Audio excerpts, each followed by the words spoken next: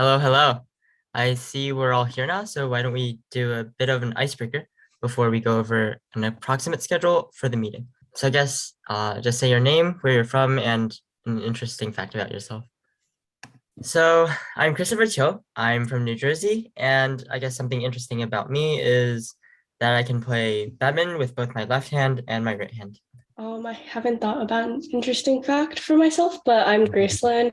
I'm from New Jersey, and I think the least amount of sleep I've ever gotten was like 10 hours over 6 days. My name is Ethan Poon, and I'm from Dallas, Texas. And an interesting fact, I'm gonna think this one through. I played the cello for 10 years, so I guess that's nice. Uh, I'm Evan. I'm from Boston, Massachusetts. In high school, I skipped 13 consecutive meals because I didn't feel like eating. That's my fact. So after the introduction, which is going to be pretty brief, Evan, you can do your presentation.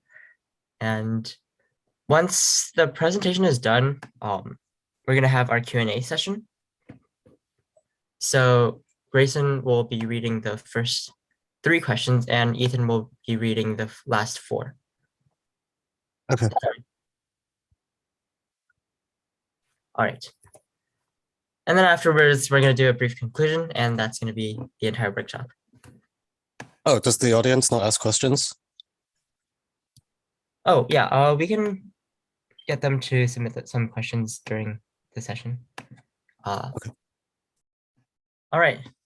Now that a good number of people are here, I'm gonna do a very brief introduction to today's workshop. We are honored today to welcome our guest speaker, Evan Chen, an accomplished mathlete and Olympiad coach. Before we begin, I'll give a brief introduction to Evan and our co-hosts for the day. All right, so if you're joining us here today, you've probably seen our poster introducing the event. Our honored guest speaker is Evan Chen. He's an IMO gold medalist, United States Math Olympiad coach, and a math PhD student at MIT. He's had a lot of experience with organizing and coaching the United States team students. As co-hosts today, we have Christopher Cho, that's myself, and I'm the director of the Logicem Math Club. We also have associate directors Grayson Howe from New Jersey and Ethan Poon from Texas here with us today. And so after Evan's presentation, we'll have a Q&A session. We've collected and prepared a few questions from students across the country, and you guys will also be able to send in questions through the Zoom chat box. And yeah, so that's a brief outline for our workshop today. Without further ado, let's get started with the presentation. Evan, the floor is yours. Okay, let's see if I know what button to press. I want to press this one. No, that's this one.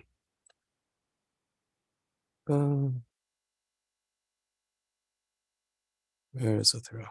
All right. Okay. Boom. Okay, Chris, can you confirm the audio and video and whatever are all working fine? They look good to me. Great. Okay, cool. So hi, everyone. I'm Evan. Today I'm just going to give like this will be a very short workshop. I won't do very much, but I'm going to try to at least show you like a few examples of some recent Olympiad problems that either appeared recently or that at least I happened to do pretty recently, just to get you to show you kind of what these sort of Olympiad problems like typically look like. Yeah, so a little bit about what to expect. Olympiad problems, like unlike the contests that come before them, Olympiad problems tend to be pretty short and sweet. There are some Olympiad problems that have like pretty elaborate setups, but the median problem doesn't have a setup that's very complicated. It tends to, yeah, they tend to be pretty short and to the point. On the other hand, the solutions tend to be significantly longer than the problem statements. and sometimes can be very involved. Very involved.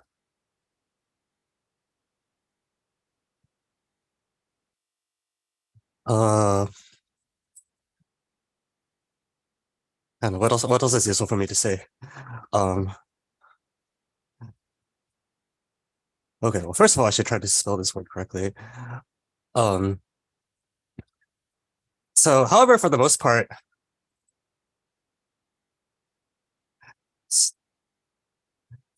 anything goes.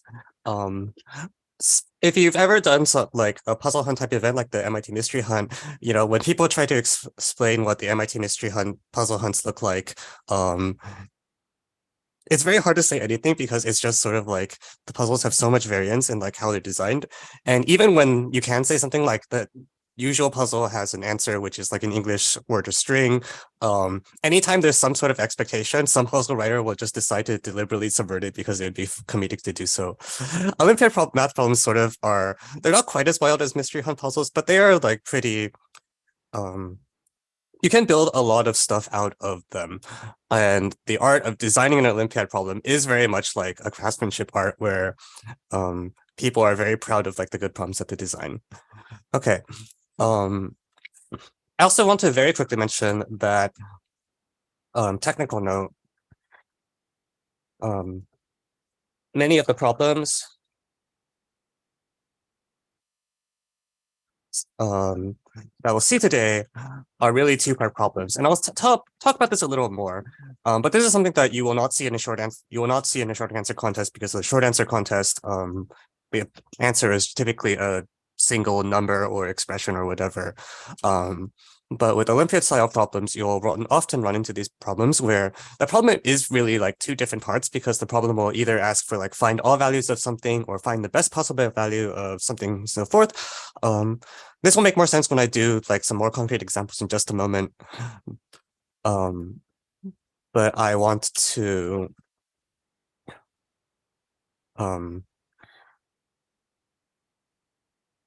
make a note of that now, just so it's not too much of a surprise when I mention it later. Or as possible.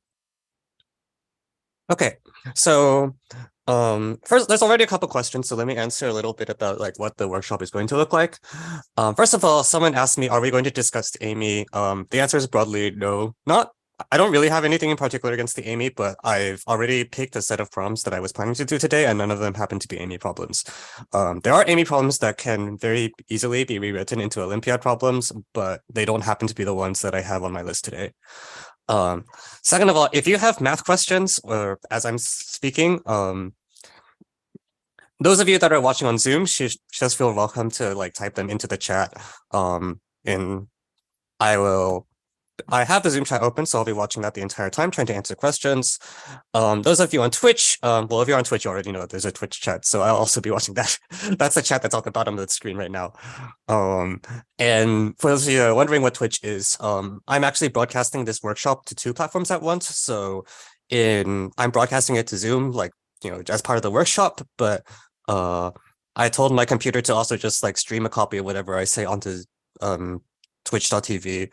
The content will, by definition, be exactly the same, so it doesn't matter which side you're on. Just welcome to the show. Okay. Any other questions about what's happening before I actually get started?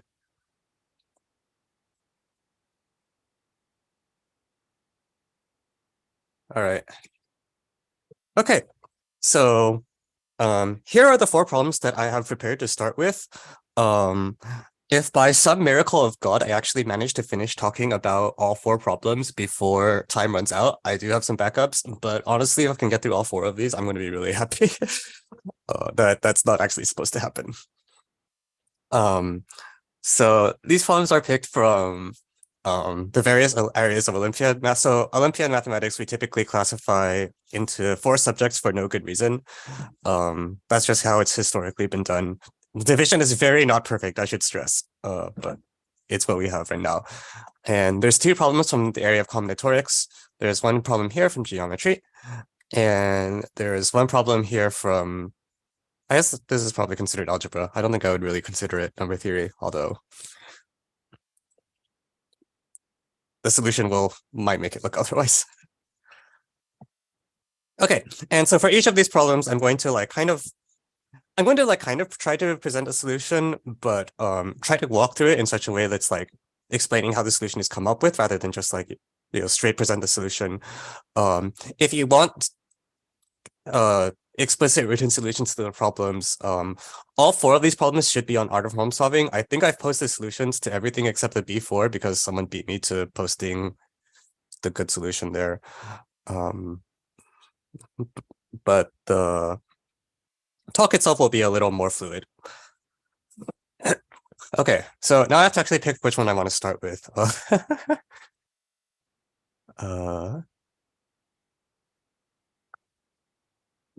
Which one do I want to do first? Let's do the coins. Why not?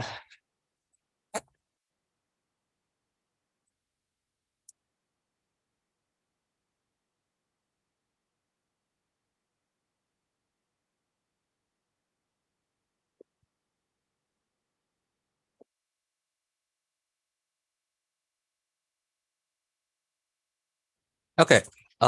So to explain the alphabet soup, come on. Not now, not now. All right. Okay, to explain the alphabet soup, PHEMO, I guess I should write out the expansion, is the Pan-American Girls Math Olympiad. It's a very new contest. 2021 was the very first year. And the problem goes, you have a bunch of coins numbered 1 through n, which you place around in a circle. And starting from the coin 1, what you do is you jump clockwise equal to the value of the coin you're standing on. So starting from the coin 1, and you would like to find all values of n for which you can arrange the coins such that everyone gets visited. Evan, the screen is a bit blurry. Oh, I should do, okay, let me do an explicit share screen. Okay, let's see. Press that button.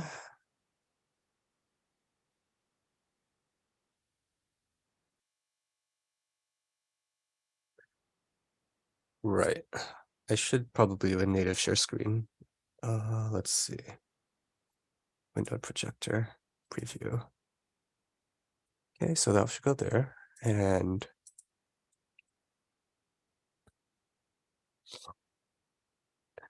okay, Chris, if I do that, is the screen still work? Like, am I still moving in the picture? I don't see you moving. You don't see me moving. Okay, so this actually needs to be on an active monitor. Crap. I'm gonna run out of monitor space. Okay, we'll just do this. It works now, though. I can see you moving. Yeah. Okay, yeah, it sure, yeah. It's just, I have like 4 screens, and apparently that's not enough. It's kind of a mess. Okay, so let me just give you a quick example. So, here's like, well, when n equals 2, this is 1 and this is 2. So if I have a person that starts here, on the first move, they're going to go here. So this is the first, or I really should call this the 0th move because this is just where they start. It's before they do anything. And then this is the first step. And then after that, they just, because 2 is the entire thing, they kind of just go around and circle there the whole time. For a little more complicated example, jump to one place for it. Oh geez, already messed up. Sorry, these are supposed to be clockwise, not counterclockwise. No, this is clockwise. This is fine.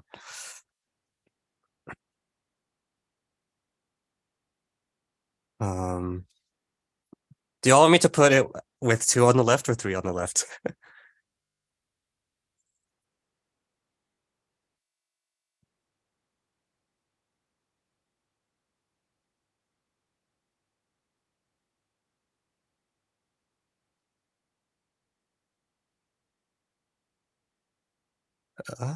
Okay, I got 3 on the left first, so let's do that. Okay, so here's my person starting out again. And so this is on the first step, and then after that they go 2 steps clockwise. So they go back here and they're back here for the second. So this is actually, this example, it does not work out for us because we wanted one where every coin was visited, but our person is going to just move between this places 1 and 2 indefinitely. This coin is never used.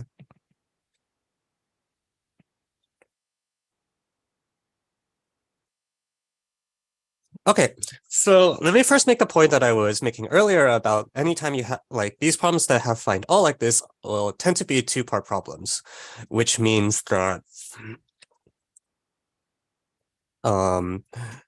there's really two things we're being asked to do. One is for certain values of n, I need to actually show there exists a valid arrangement of the coins. And for the remaining values of n, I need to show there does not exist a valid arrangement.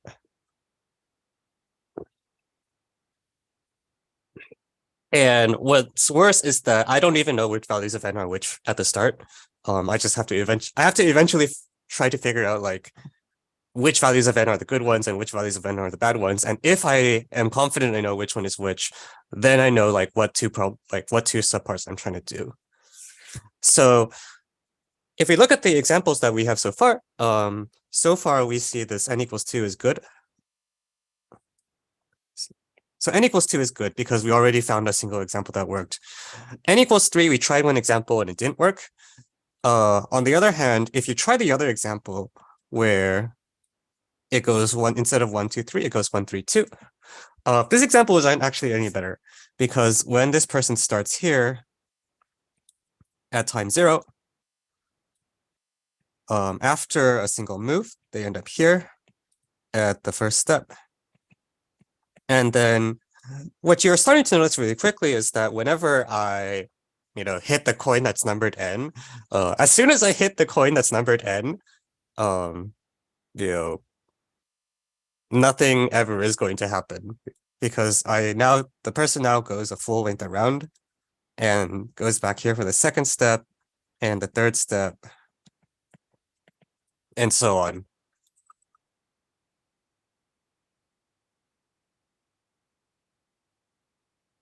And so, in fact, let me highlight this in a slightly different color. So n equals 2 we saw was good because we found there's only one example for n equals one possible arrangement when n equals 2, and it was fine.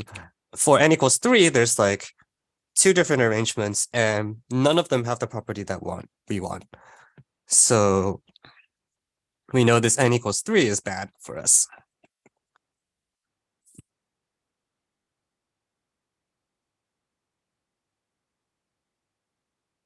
Yeah.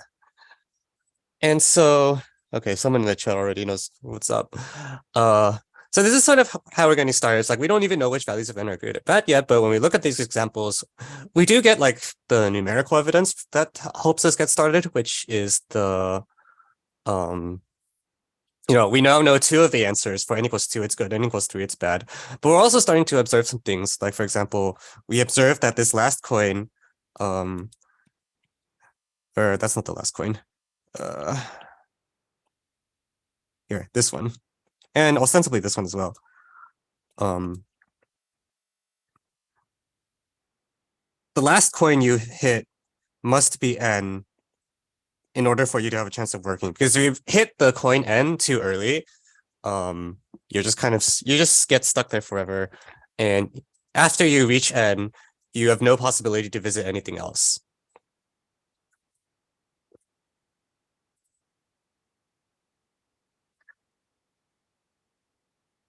So that's fine. So if our last coin has to be n, this sort of feeds us an observation, which is that okay, our last coin has to be n, and so our journey must consist of hitting starting from 1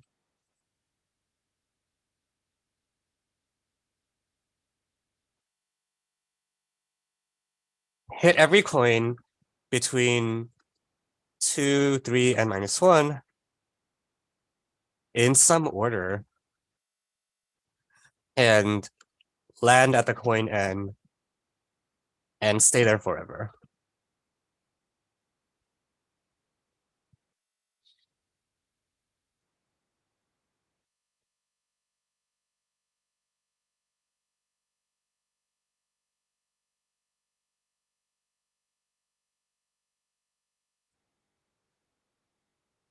Okay, so if that's the case, when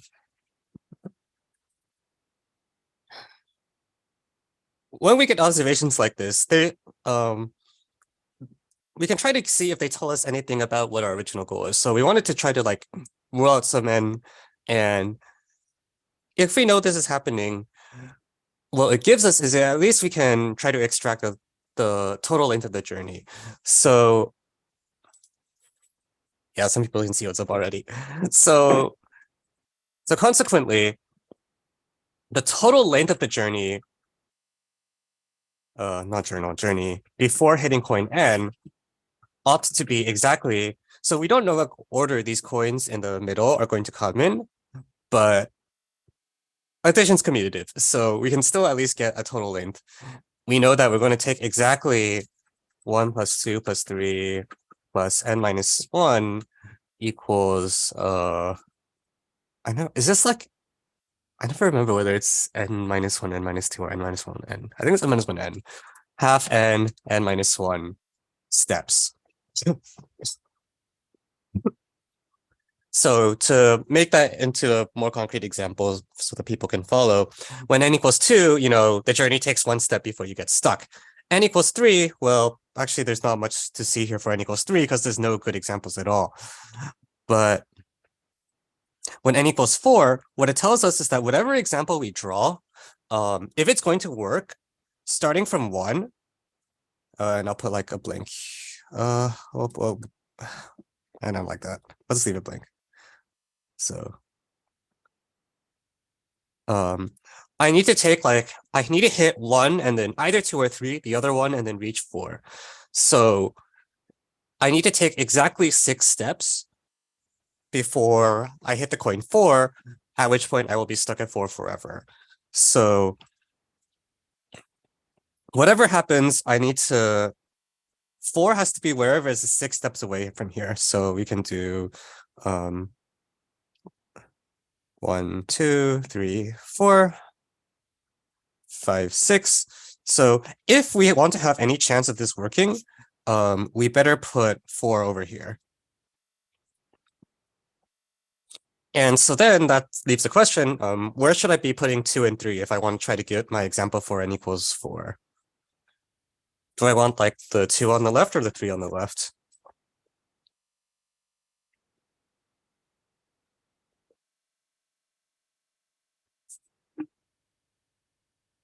Yeah. So if I put 3 here, I'm going to just die right away. But if I put a 3 here and the 2 here, that should be okay now, right? Because now I can go here. This is time 0. I get here at time 1. And then move all the way over here at time 2. And then here's the 3rd step that I was promised. And then at the end. Oh crap, did I get cut off? I got cut off. I'm gonna okay, we'll so that gives us an example where n equals 4 is good. And we can keep playing like this, right? Like because we have a hint now, which is that we know where n is supposed to go, we can try to see where that takes us. So let's do n equals 5, and because I want to keep this all on at least the 2 to 3, yeah. I'm going to try to do n equals 5 down here. So here's 5, and then here's the coin 1. Oh, bang, boing, boing. And we have our same observation that 1 plus 2 plus dot dot dot plus n minus 1 ought to tell us where the 5 point's supposed to go. So in this case, that sum is in 10 steps.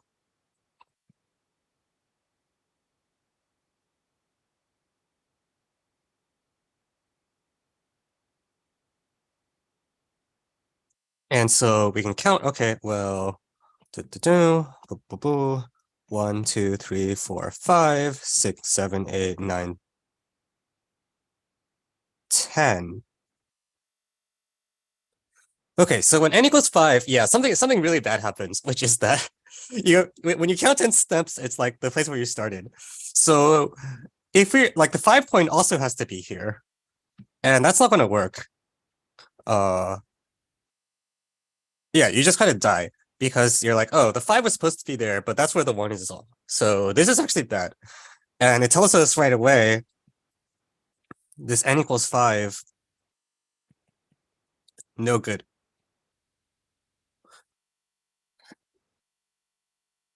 And what you had to do when you see this is like, oh, okay, you know, I have like this foothold now, which is that for some values of n, the first observation that I had is already going to kill off these values of n. So then that begs the question, which values of n does this kill off? E.g., immediately kill the n equals 5 case.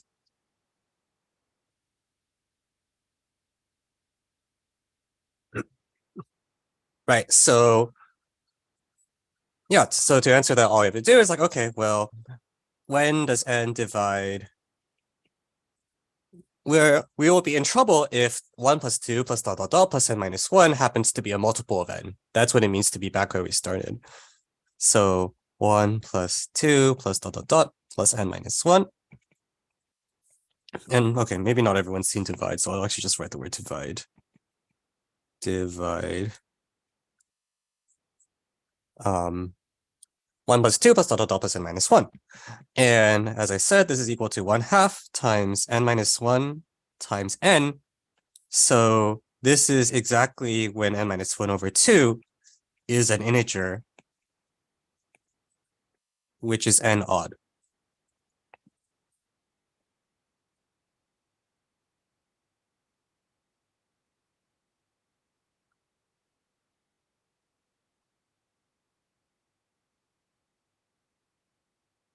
Okay, so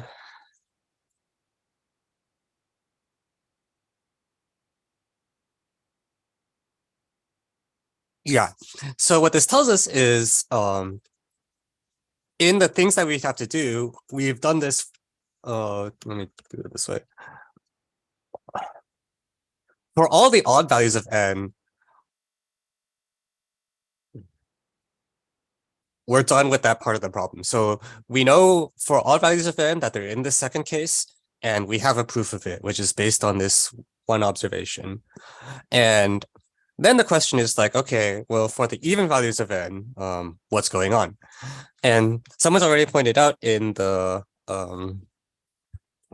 Zoom chat that if you do the same thing with even, this will not be a multiple. In fact, it will be up by exactly n over 2 from the multiple. So if you want to try to build examples for even n, for the same reason that we put 4 opposite 1, in general, n will always be opposite 1. So let me make that concrete by doing n equals 6.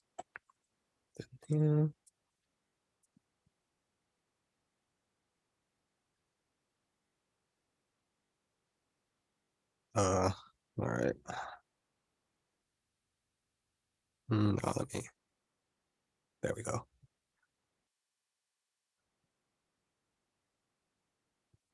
So for n equals 6, 1 plus 2 plus dot dot dot plus 5 is equal to 15. So on a circle with 6 marks, 6 ought to be here, exactly opposite n. And the question is, can I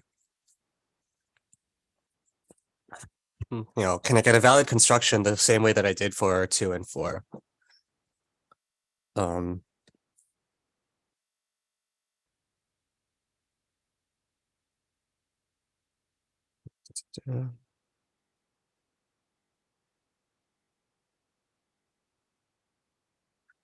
So let's see, what do I want to do?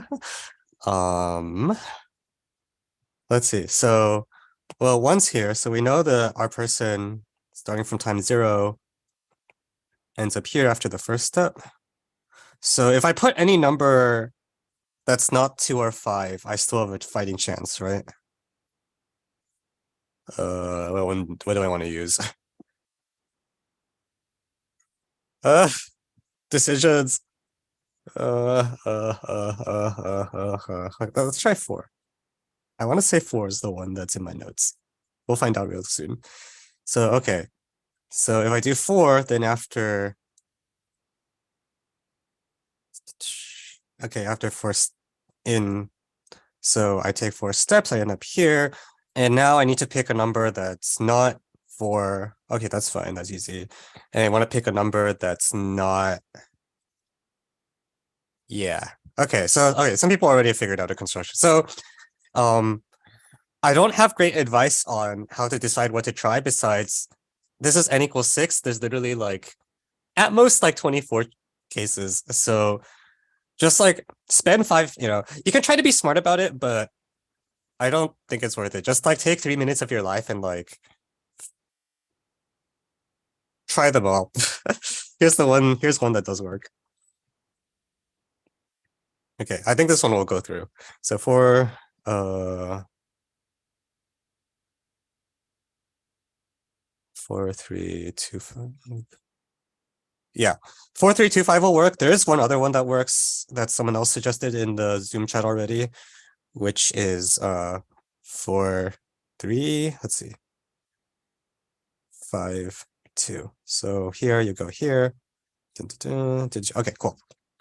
So it's looking pretty good now because for all the odd end, we found an obstruction. And so far, the lack of that obstruction seems to be the only thing that's been stopping us so far from getting examples.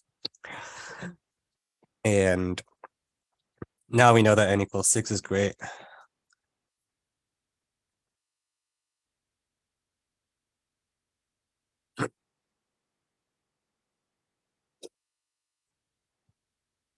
Okay, let me do one more example on this board, and then we'll try to figure out how we can get it just in the general case. So n equals 8 is, can we do it?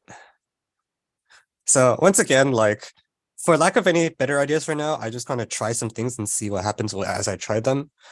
As things get bigger, we might have to be smarter, but for these small numbers, it doesn't really matter because there's so few possible things to try.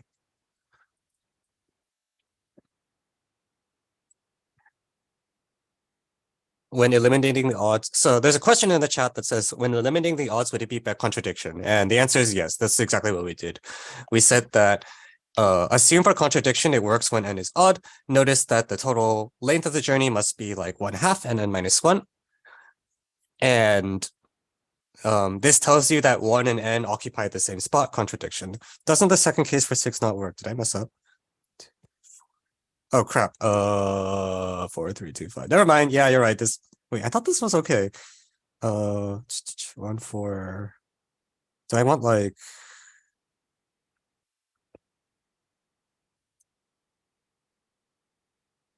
Yeah, you're right. It just doesn't work. Okay, scratch that. Might be. All right.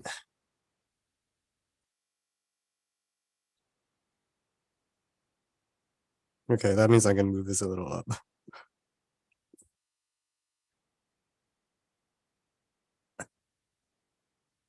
Okay, all right. I have to pick something. So the first number I pick has to be anything that's not 3 or 7. What did I do last time? Last time I picked 4. So 4 brought me to the left of 1. I guess I could try that again, right? If I want to go to here for my third step. So it's almost like rather than deciding what number to write, I decide where I want to go and see if I'm allowed to write the number, which I am. So here's 0th step, first step, second step. And what's a good number to pick? I think this will work. I'm also sure. Let's try it. I want to kind of do the same thing where in the previous example, what it would look like we did. We we zigzag from left to right. So if you look at the n equals 6, what we did is 1, 2, third. The third step was here. The fourth step was here. And, things were great. So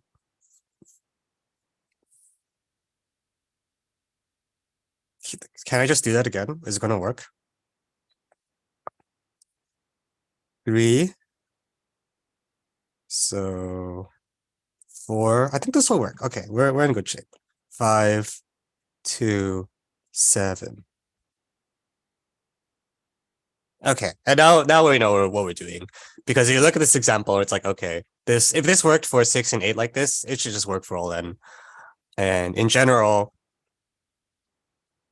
I can go for the gold now, and even 1 n.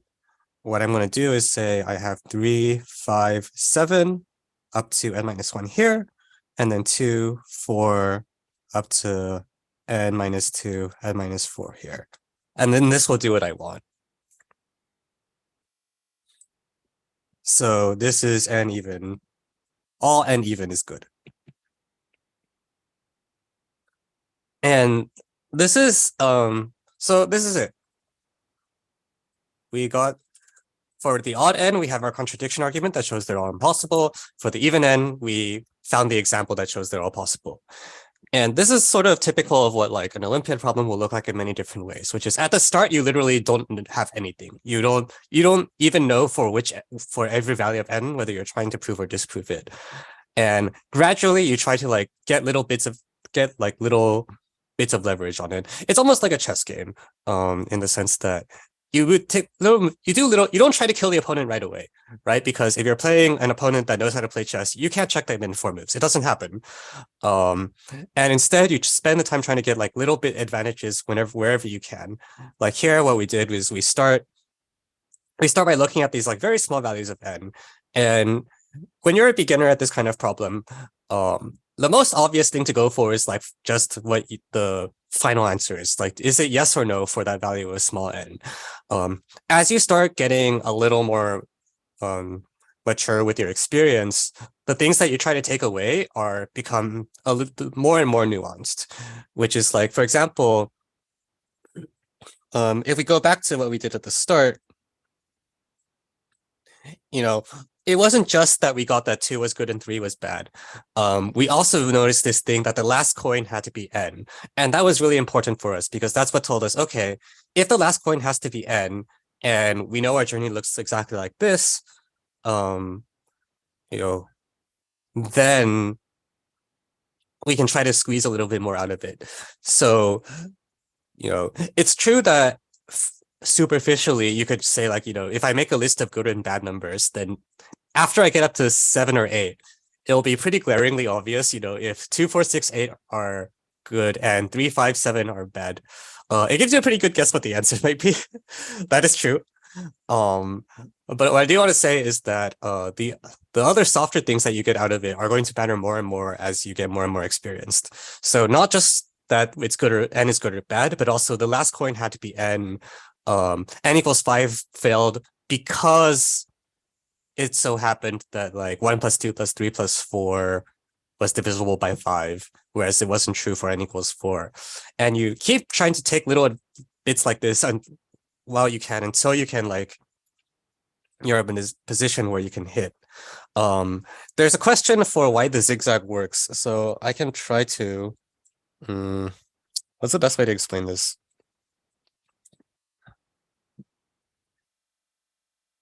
Here's 0th step. Here's the first step. So what I want to say is like n minus 2, it will be easier if you think about it rather than n minus 2 clockwise as 2 counterclockwise, which is the same thing. So this arrow here, I can draw it really like this and say 2 steps counterclockwise. That'll be easier to think about.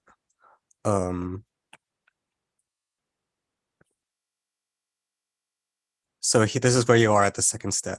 And then you do 3 steps clockwise. So it's sort of rigged by, oh crap. Yes, I need to scroll back.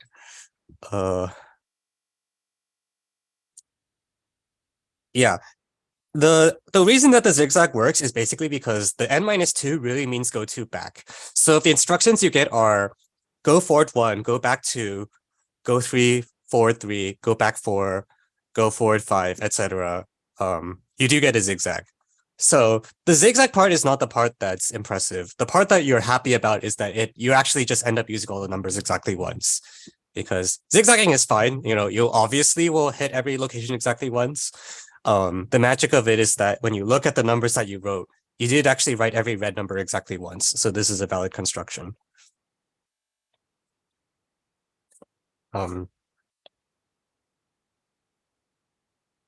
Yeah. But so yeah, this is sort of like this is sort of like the poster example of like what this Olympiad self-process looks like. You don't try to solve a problem outright, because once you have problems this difficult, you usually cannot just kill a problem in one shot anymore. Sometimes you can. It does happen. I won't say it never happens, but it's much more common that you have to like slowly build small advantages and try to get a better and better understanding. Because you could see that as the whole time we were going through, we very gradually got better understanding of the solution. We didn't just like make a magic jump from one point to another. There are problems that do look like a magic jump. And those problems are really funny because when you show people the solution after the test, they get really mad at you. Okay, so I'll pause a moment for any other questions about this example before I like pick another one to do.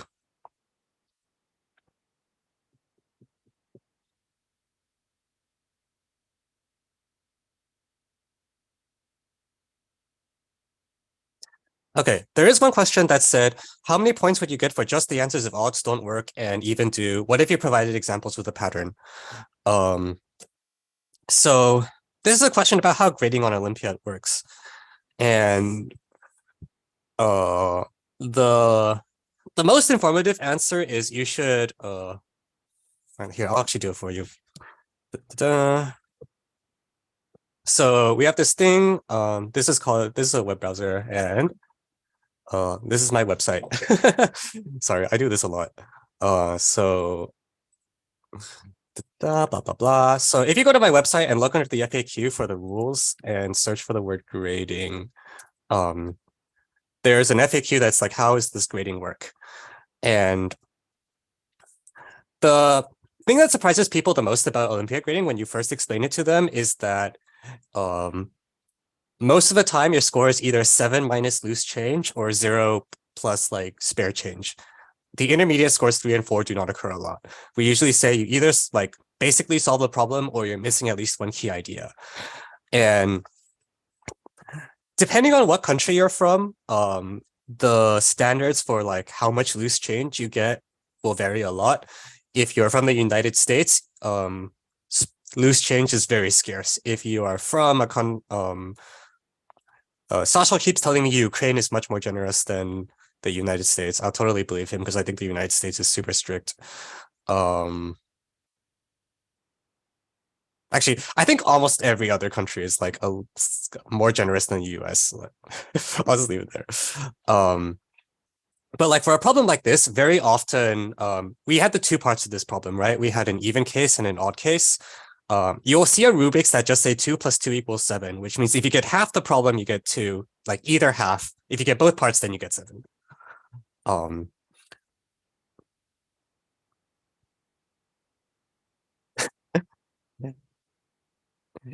Yeah, and typically we only give partial credit for genuine progress. What that means is if you do a lot of cases, that's usually not worth something unless you can show something about why these cases might hold to the real case.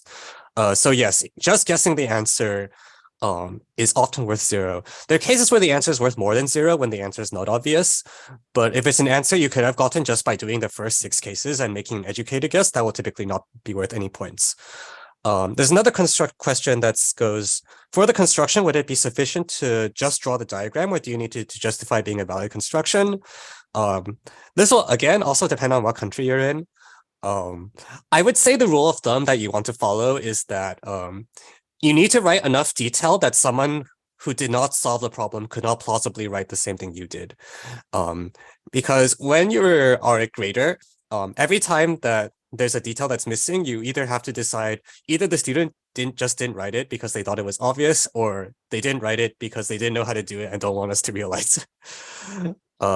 So I think for the specific thing, if I just saw the construction, I'd probably let it go, because when you look at this construction, it is actually pretty clear that why it works. I would be extremely surprised if someone like reached this construction and then after 20 minutes, like still couldn't see why the construction was valid. So for this particular example, I would probably let it go. It's possible there are some other United States graders that are more strict than me. But I would say the majority of people would be okay with just seeing the example, because it is actually pretty clear why it works. We don't try to deduct points for not writing obvious things. We try to deduct points if you left something out and we're genuinely not sure whether you knew how to do it or not. Yeah. Any other questions?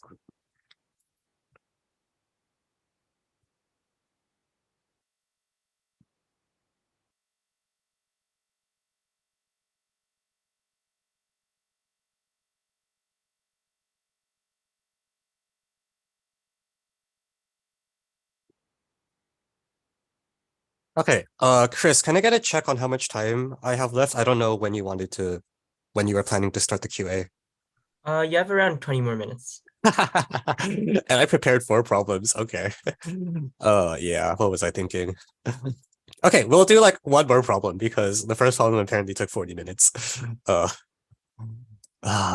Okay, we should do the geometry then, because that one goes faster than the Putnam one.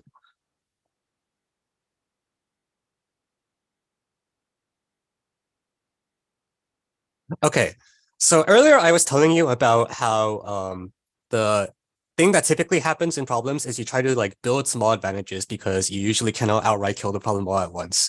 So now I'm going to show you a problem where you kind of try to outright kill it all at once. And this problem is from the Math Prize for Girls Olympiad 2022. So for those of you that don't know, Math Prize for Girls is it's an in-person competition that happens at MIT every fall for people who are there's a cutoff based on AMC score that tends to be higher than the AME cutoff. And if you do that, if you come to MIT and then do well enough on that short answer test, then you get to take the Math Prize for Girls Olympiad. And this was problem 2 on that Olympiad, which goes, you want to show that there is a non-isosceles trapezoid such that both of the diagonals have lengths which are equal to sums of the 2 sides. Okay, there's a question that says, how do you determine if you want to one-hit KO a problem or gradually build advantages?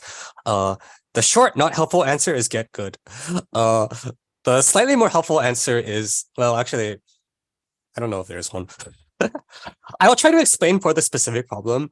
I am not going to be able to give you a guideline that will just work perfectly for every problem, because starting from when you start doing Olympiad problems, you'll find that there are very few things that are always true.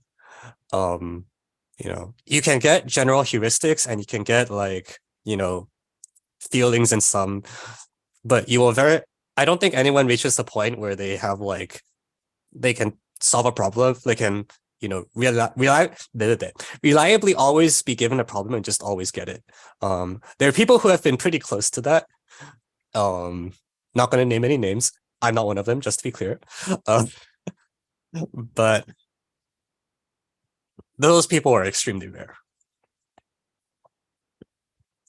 Okay, but I will try to explain why you should believe you are able to one-hit kill this problem. The reason is this. First of all, how do I specify an isosceles trapezoid?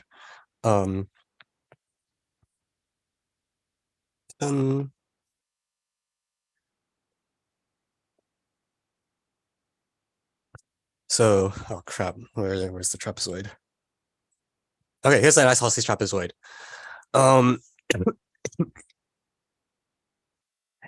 Yeah, so the way you can think about it is isosceles trapezoids are, how many numbers do I need to give you before you can construct the rest of the trapezoid?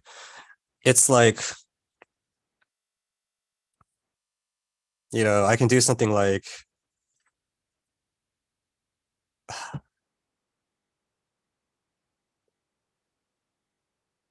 4. I think the answer is 4 numbers. Let me tell you why. Forget these two sides. An isosceles trapezoid is built by two similar triangles. Wait, sorry, non-isosceles, not isosceles. A trapezoid is built by two triangles. If you want to specify a triangle, you need to give me 3 numbers. I don't care what 3 numbers. You can give me 2 sides and an angle, or 2 angles and a side. I guess I don't want 3 angles because the angles add up to 180. So, 2 angles give you the third angle.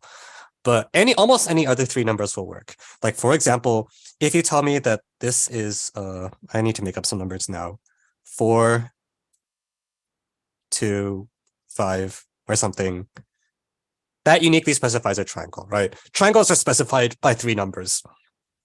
And if I want to build a trapezoid out of it, well, for the bottom half, all I have to do is tell you like one of the sides, right? Because then similarity will let you work everything out. If I tell you this side is length 50, picture very much not to scale because that's how we do things here. Well, that tells you the rest of the lengths. This one is 40, 20. So let me write this out. So the top triangle given by 3 numbers,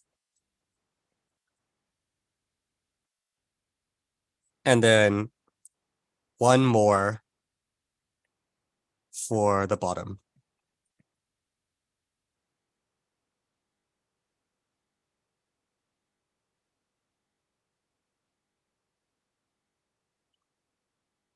So what that means is if you imagine you try to set this up in like whatever variable system you want, you have 4 variables. That's the first big idea. You have 4 variables. And it doesn't matter which variables you use for this, because right now, as I said, there's lots of different other variables you could use. You can maybe give me like 2 sides, an angle, and the ratio of similarity, or maybe you give like 1 length and then you give all the other angles, or I don't know. Actually, that might be kind of stupid. No, don't do that. But like, no, you will find that no matter how you set it up, the number of variables you have always needs to be at least 4. If you have less than 4 numbers, that's not enough information to build a trapezoid. Yeah, you could also be given the 4 side lengths. I guess that works really well. Yeah. Trapezoids are determined by 4 side lengths. Okay, today I learned something new. SSSS is true for trapezoids. Let's go. Okay.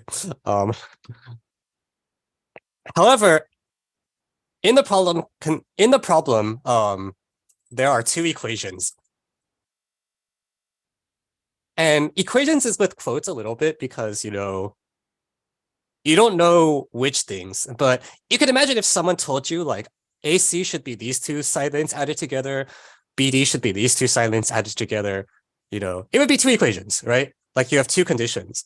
So if you have learned anything from algebra class, it's that if you have 4 variables and 2 equations, then not only had there better be solutions, there probably are a lot of them. Like you shouldn't have to try very hard to get 2 equations to work if you have 4 variables and they can be real numbers. I better say now, if you're doing a number theory problem, that is not true, okay? Like you can very easily write down 1 equation with like 7 variables, and if you want to solve it over the integers, it's still a royal pain. But these are not integers, these are real numbers. And if you have 4 variables, 2 equations are real numbers, unless those equations are designed to be really awful in some way, like for example, the equation, what's a stupid example? A squared plus B squared plus C squared plus D squared plus E squared plus 1 equals 0 has 5 variables in 1 equation, but doesn't have solutions for very obvious reasons. But the equations we have here don't look that contrived. They're just like, well, I should just be able to do it, right? Like, there's nothing to stop me. So, normally Olympiad problems, you can't just run them over, but you look at this and you're like, who are you kidding? Like, what? You have 4 variables and 2 equations. I can just run this over, right? Like no. So that's exactly what we're going to do. And because we have so much more freedom than there are things to do, yeah,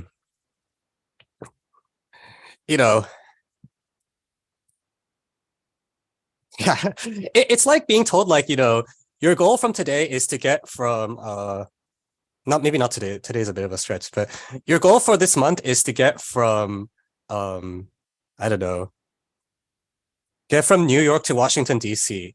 And we're going to give you like $20,000 plus a full week to do this however you want. And you're just like, heck, I could like make a pit stop to California and grab some burgers and still make it in time. Kind of vibes. So we're just going to be really, really deliberate about this. All right. What I'm going to do is I'm going to make an isosceles triangle here. And I'm going to make another isosceles triangle here that's like exactly the same angles. So the reason I'm doing this is to kill off a bunch of the conditions all at once. So if I do this, then give you point names now, A, B, C, D. Then BD is equal to AB plus CD by definition. Because AB is red, CD is green, and BD is red plus green. Second, because the triangles are similar, AB is also parallel to CD. So it is actually a trapezoid. And okay, that's great. And now all I need to do is make sure that like, let's say, I don't really care. Let's just pick one of the lanes. Let's use this one. I want like AB plus CD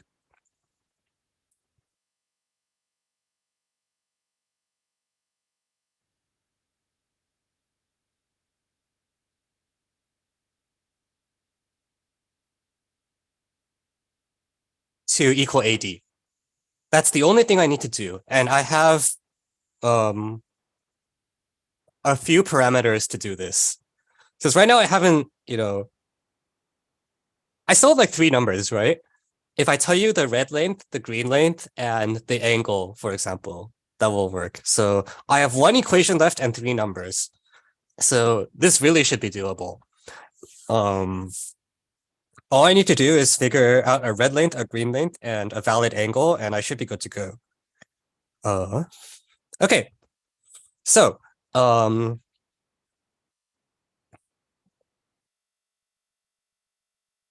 don't know. Anyone want to pick some numbers?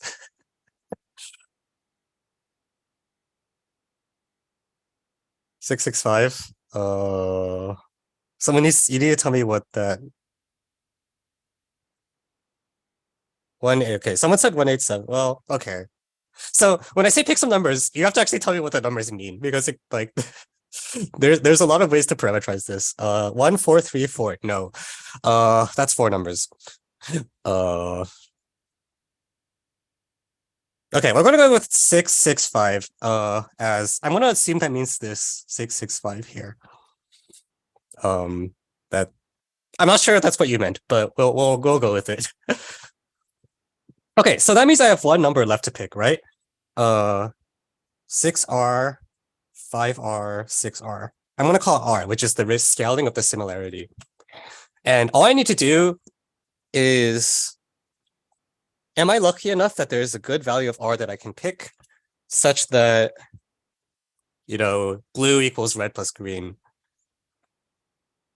And we now have 1 number and 1 equation. So,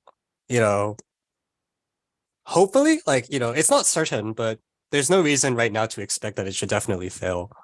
So, okay, well, here's the equation. Let's just write it. So, in fact, I really should color code this equation just so it's clear what's going on. So this is AB. I'm going to put it in red. And this is CD. I'm going to put it in green. So this is 6. This is 5R. And then, oh god, anyone good at math counts type calculations want to compute AD for me? I promise it shouldn't be hard. I just don't want to do it.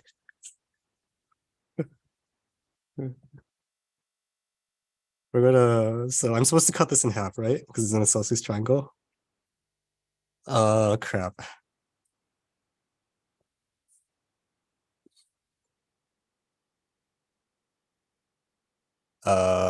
Okay. So the length of the altitude is, wait, oh, did I screw up? Hang on, what do I want? Sorry, I meant AC. Yeah, AC. This should be AC. BD is the one we took care of. AC is the one we need to do. Okay. Oh, wait, now I'm confused.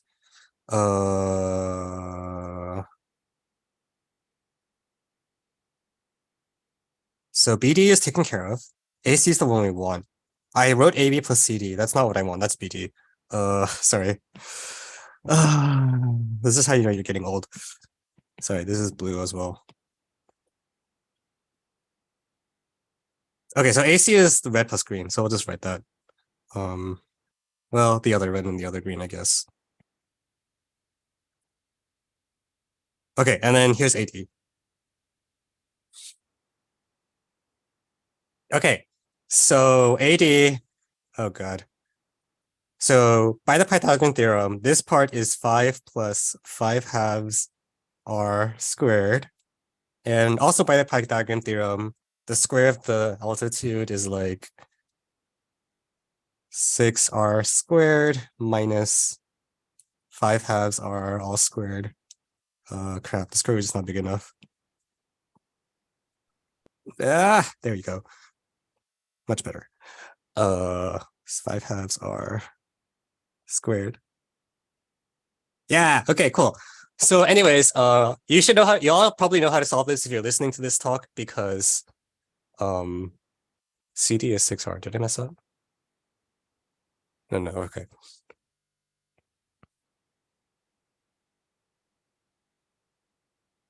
Okay, because what you do is like, you know, junk. 5r minus 1 squared equals the square root of... Y'all know how to do this, right?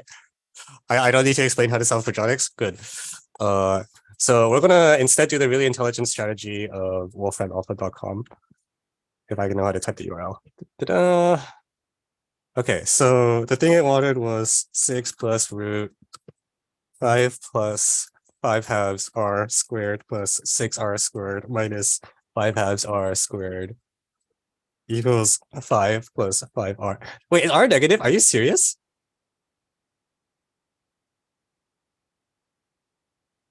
Oh, come on. Really?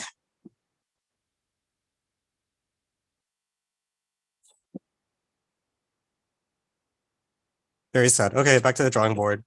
Why AB plus AD equals AC? Yeah, I just picked it at random. We can try the other one. We can try BC instead and see if that's any better. Let's do that.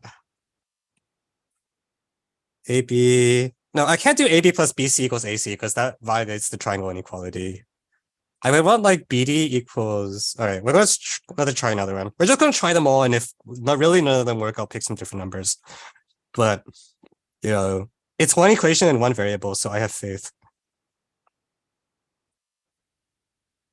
CD is here. BC is this one. Okay, so same situation. AC is equal to 5 plus 5r. BC is, oh god, crap. CD is,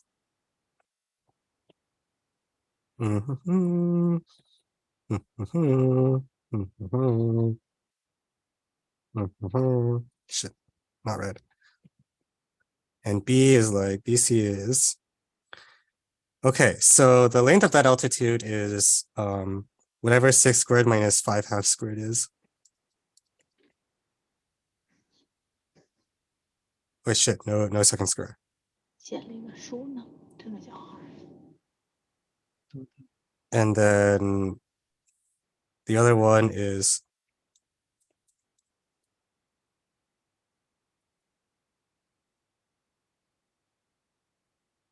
okay. So let me try plugging that into Wolfram Alpha. 6 squared minus 2.5 squared plus. No, I said there's no square here. I keep putting a square there. 5r plus 2.5. All right. Are they is it negative again? Seriously? Huh.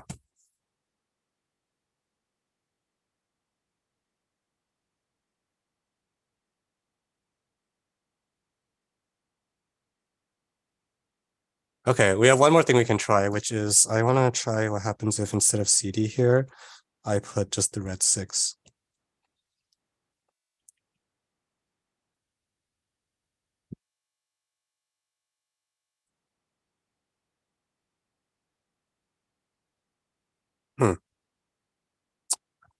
Yeah, Okay, so why is this not working? I'm actually surprised. So if, let's go back to the equations. If I'm looking at this, then for these things to never match, AD plus BC, I could do AD plus BC. There's 2 square roots, which is really annoying, but I guess I can try it. Let's try it. Why not?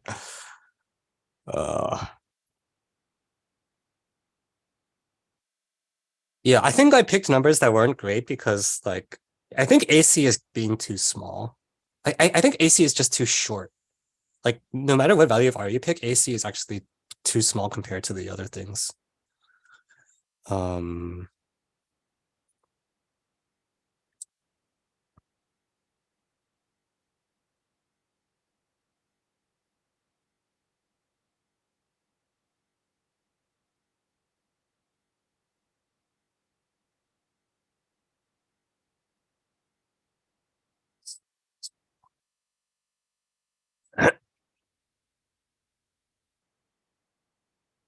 Okay, yeah.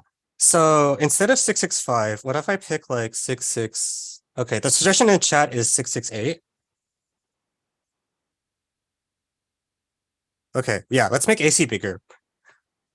Ta-da! All right. And this has the advantage I don't have to write 2.5 everywhere because holy crap, that was annoying. So we kept running to this problem where AC was too short. Let's make AC fatter. And let's go back to, no, let's use BC plus, do I want red? Well, just pick one. Let's do red. 6. Okay, so AC is now 8 plus 8R.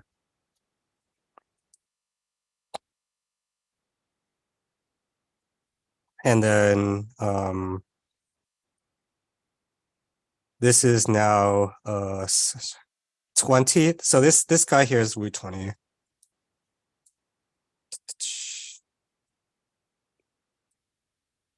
And then the other part is 8R plus 4 squared.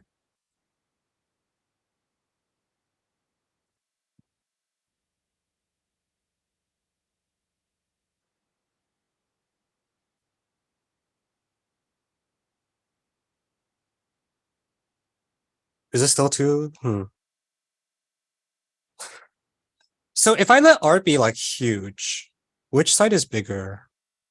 I feel like this isn't great because if R is huge, I think I liked AD better than BC. Let's try that. Okay, I'm sorry. I thought this was gonna just work.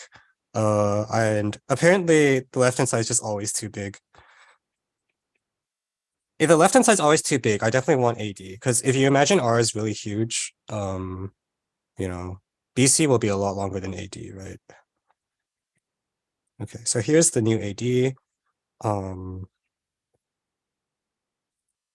20R squared plus 4R plus 8 squared.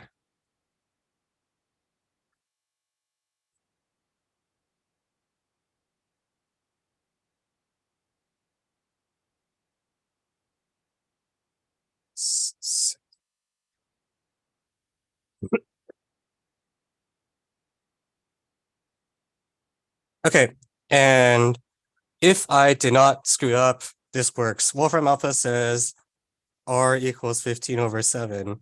Okay, I don't care what the number is, I just care it exists. So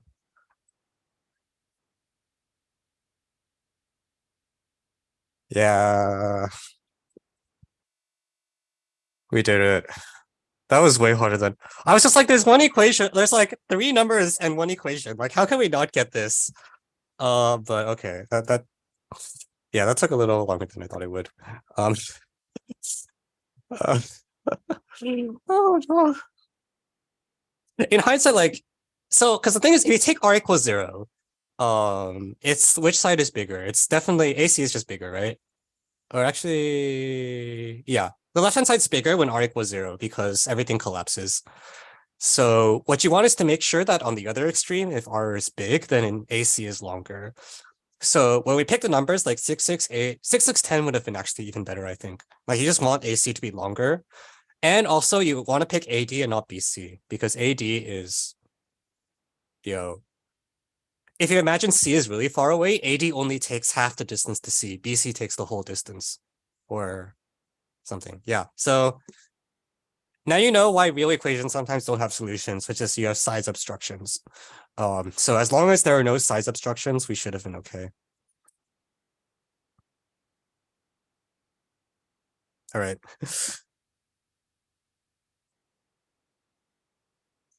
Okay, I apparently have 15 minutes, which means I've see the problem is okay, we'll try to speed run the Putnam problem, okay? I don't think it's gonna work. I can probably do half the Putnam problem, and that's about it.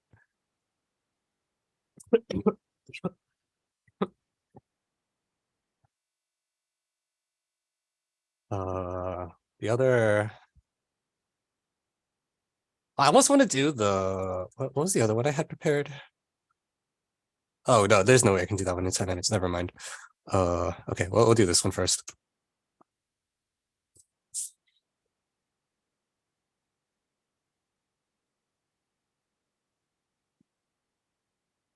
Okay, so this will look a little more like the first example where I probably, because it's find all, I don't even know what I'm trying to do yet, other than try to look for some examples. So in this problem, you have n different numbers in a circle, and any three consecutive numbers are an arithmetic progression in some order. And the question is, what n can you do this for? So because it's an arithmetic progression, what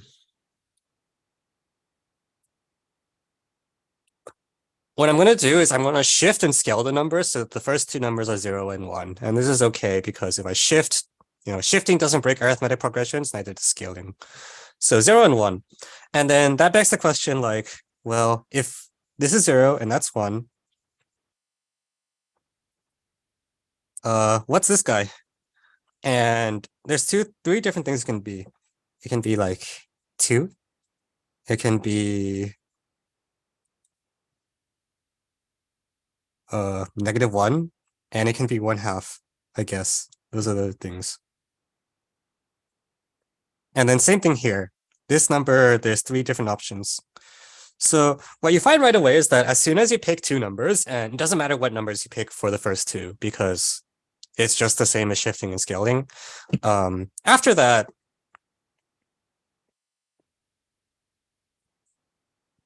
the rest of the numbers, every time you look at it, you have like 3 choices.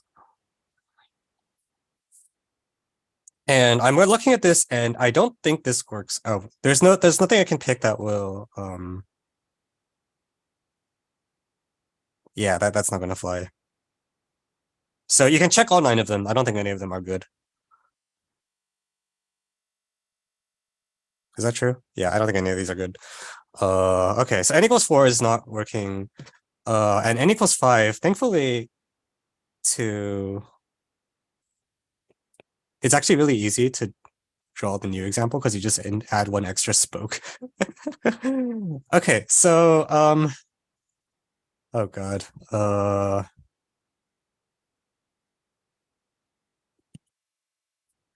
There are cases. Oh, of course there are cases. Oh no.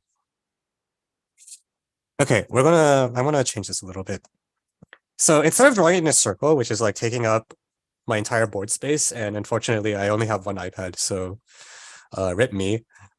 Instead, what I'm going to do is I'm going to imagine it as a line, what I should say is tree. So it's like imagine you have 0, 1, and then after that there's 3 choices, right? Those are the 3 numbers we had before. You can either go down, go up, or go in between. And then from each of these things, each of these splits into 3 choices as well.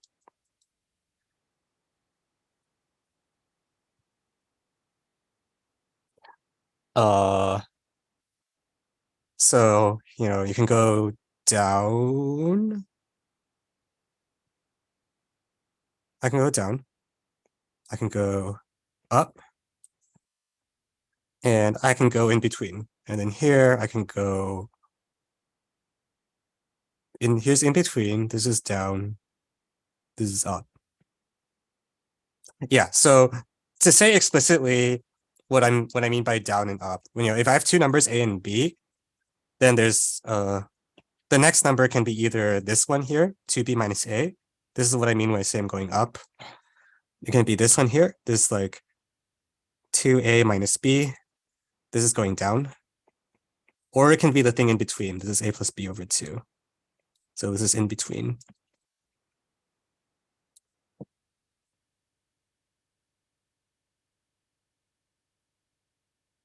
Okay, so yeah, that's that.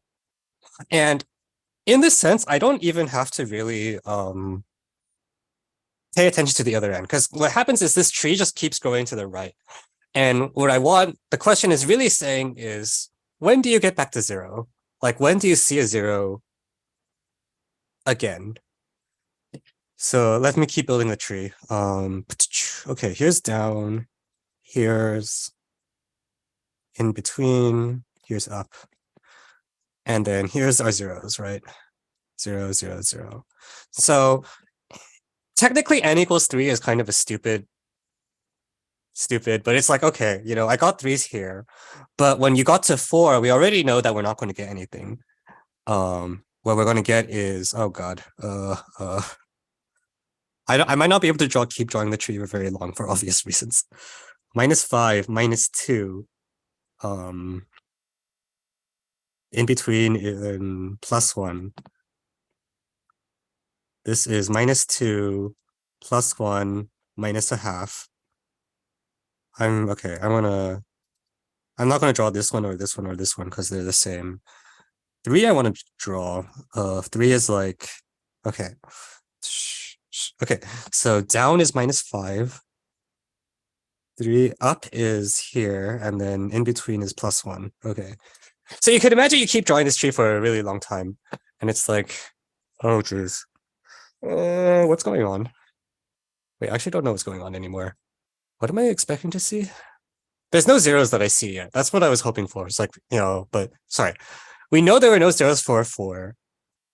We didn't finish up 5. It's like, do I expect to see a 0? I think the answer is no. Because now that I'm writing this tree, I can take 7 and, well, let's draw the thing after 7 just for kicks. -1, 5, 11.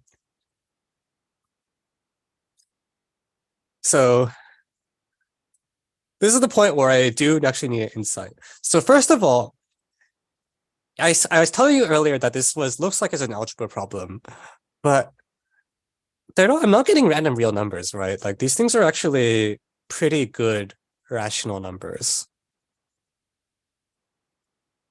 Like they're not random junk real numbers. They're all rational. Not only are they rational, the only denominators I'm ever going to get, let me draw out this one just for concreteness. Okay, 5 halves, 1, and in between is 7 quarters. The rational numbers whose denominator is a power of 2. Yeah. So so far we've made 2 observations. Observation 1, it's basically an infinite ternary tree, and we're looking for where zeros show up in the tree.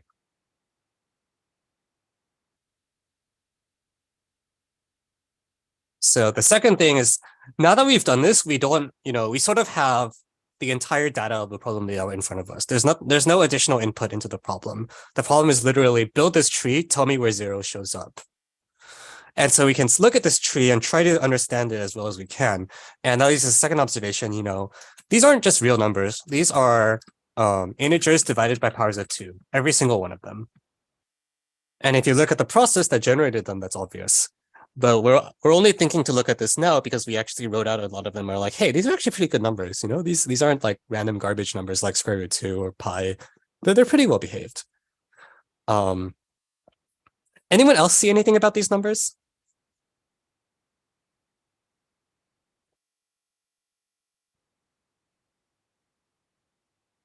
I'll draw one more branch here. This is 1, 4, and in between is 5 halves.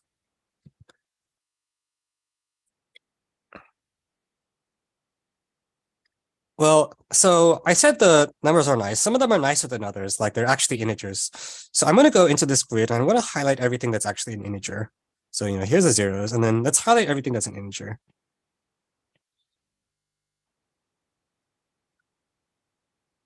Oh, this whole blob is integer. This is integer. This is 1, 1, 7. These are all integers. 1, 1, 4. Some of them repeat.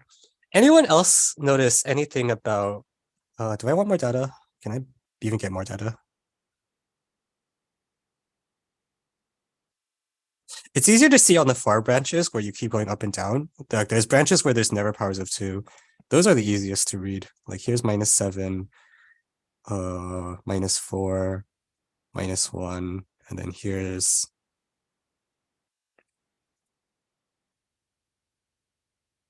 wait. 5. More examples. Yeah, what you're starting to see is there's this three behavior. Numerators are differing by 3. For that matter, common. Everything is happening mod 3. Let me be explicit. 1 mod 3, 0 mod 3, 2 mod 3. And I'm writing this right now just for integers, but if you've done modular arithmetic with fractions, you can take fractions mod 3. It's okay. You only run into trouble if you divide by 0. But all our denominators are power of 2. And powers of 2 are not 0 mod 3. So the powers of 2 are okay. It's okay to divide by 2 if you're working mod 3. And so now you can see what's up with these columns, which is that, hey, wait, mod 3, they just go 0, 1, 2. That's what they're doing.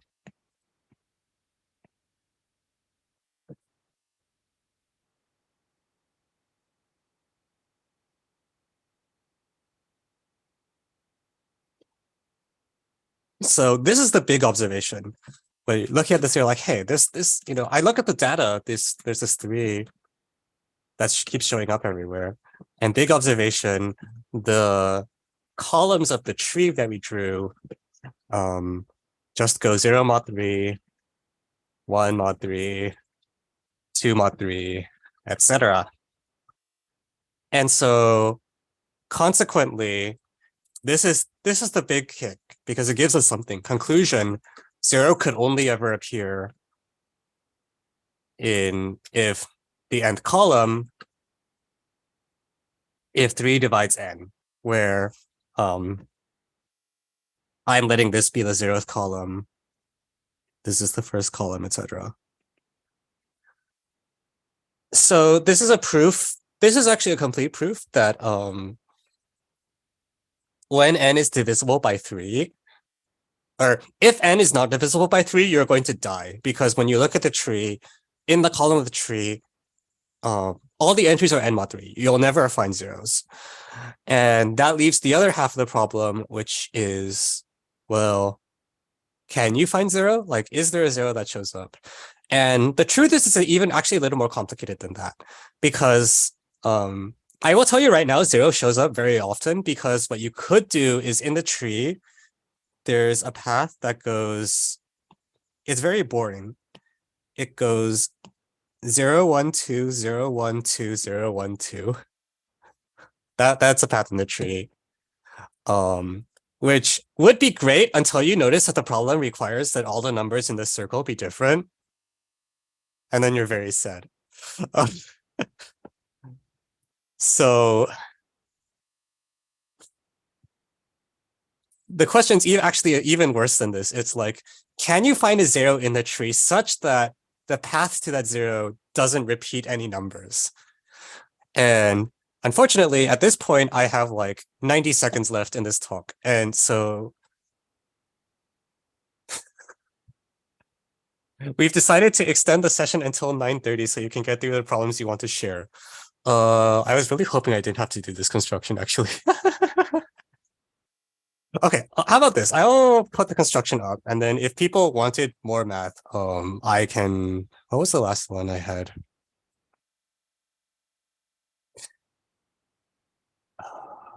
That one's gonna be tough, but I might be able to pull it off. Okay. Let's see.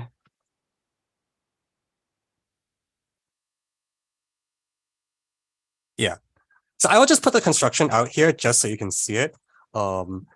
It's not easy to find, and it would be pretty distracting, I think, if I tried to make it into a story the way I did with the previous constructions, because it's a lot more fudged.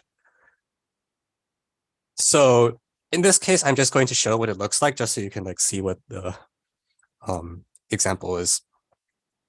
It basically looks like this. It is an example with all integers. And what you do is starting from the number 0, 1, and 2 is here, I guess. You build odd numbers going upwards up until some point. And then after that point, what you do is you like try to wiggle for a while until you manage to get oh shit, this picture's wrong. Those aren't supposed to be black. Hang on. No. Okay, one moment. We're gonna fix that. Fuck. Uh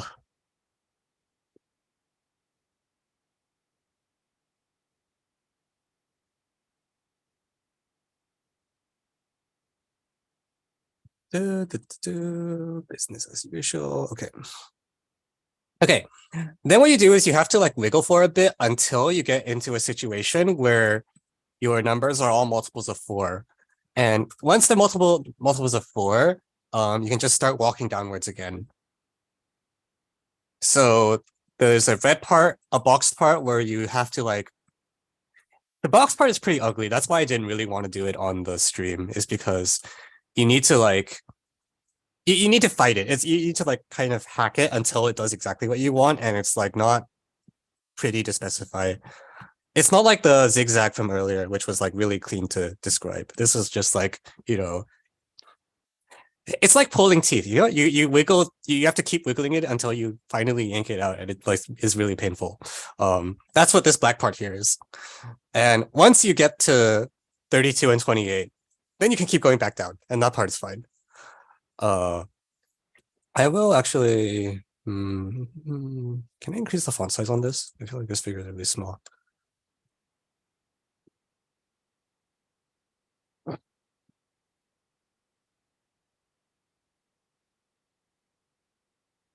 Nope, that's too big, too big. Ah, revert.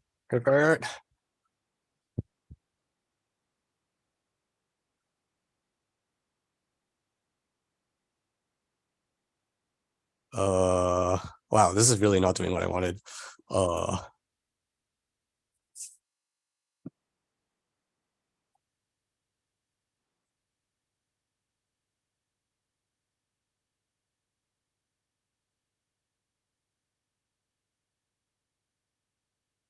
Hello? Is it compiling? Why did you throw an error? Oh, I forgot a semicolon. It happens. Okay.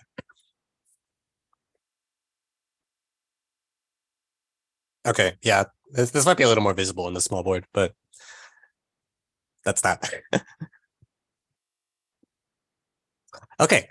All right. So Chris, when you say I have until 9:30, do you mean 9:30 for problems, or 9:30 is like after Q&A? 9:30 after Q&A. Okay, so I can maybe, okay, that's fine. Okay, so I will quickly pause here to take any questions about this problem, or I guess the last problem, because I didn't pause for that problem either. And then we'll go on to try to do one more.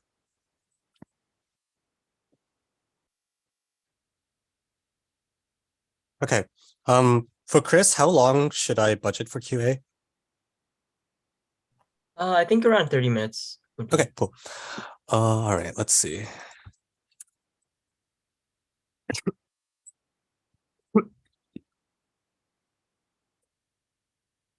All right, let's do this one.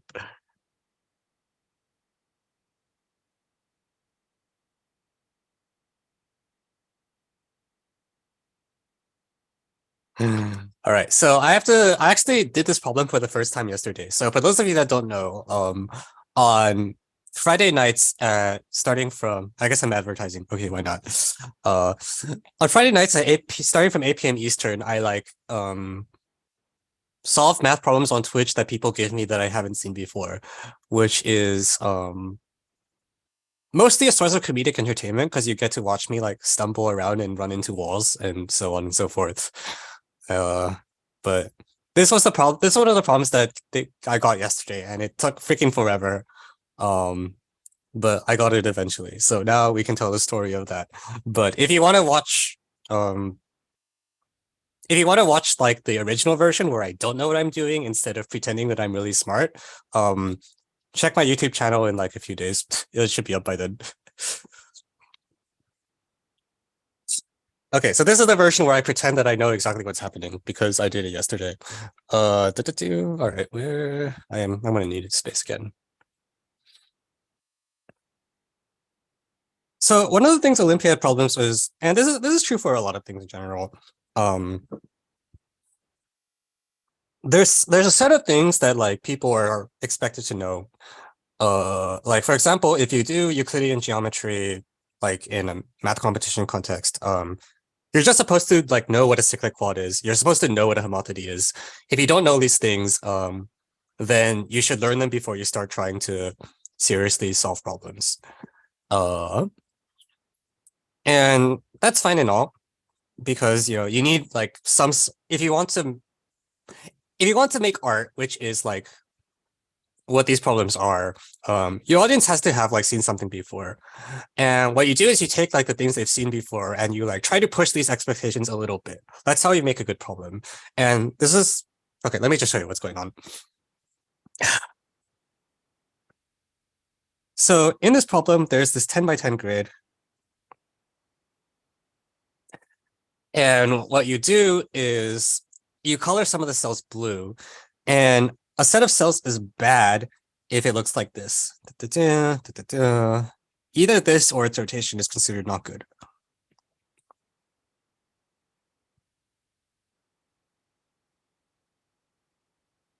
So that's bad. Or officially the word they used is gremista, but I have no idea what that word means. I tried to look it up and I couldn't figure out why they picked that word because I got results that were not in English. So we're just going to use the word bad because it's shorter, okay? And the question is, how many blue cells can you squeeze into a bad grid before, or how many blue cells can you squeeze into the grid without causing anything bad to happen? That's what the problem is asking. So again, like I said, this is automatically a two-part problem because there's two things we need to do. One is that if I think the answer is A or something, well, I need to show there is an example with A cells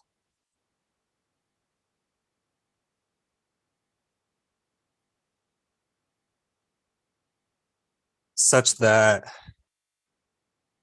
well, A blue cells and no badness. And also I need to prove that if there are more than A blue cells, then it's always bad.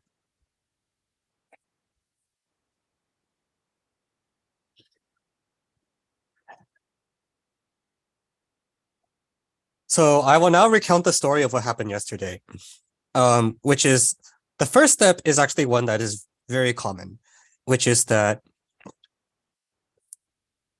assume no badness. If there's nothing bad happening, then what that means is every time I look at, shit, did I do rows or columns?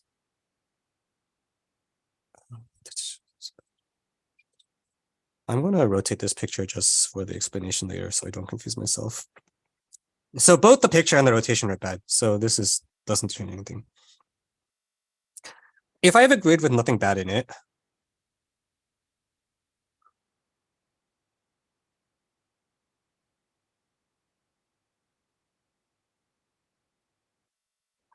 then every time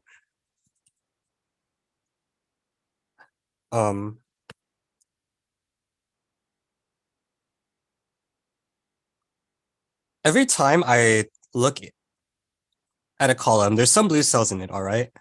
And there's like certain pairs of blue cells. Let's say like here and here.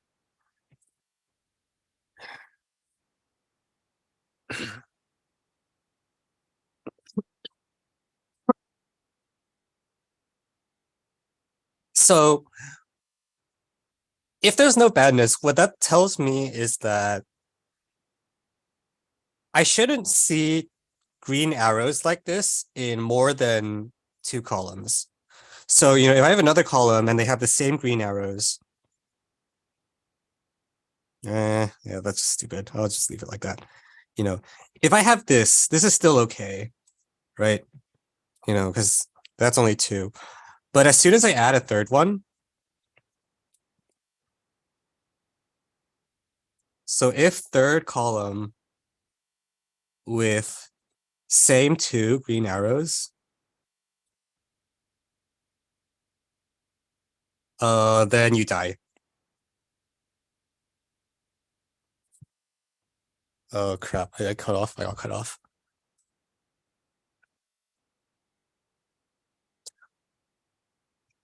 And so you might remember sort of like in the first problem, we did this thing where we're like, okay, well, that tells us what like our total should look like in the sense that we need a total length of the entire journey.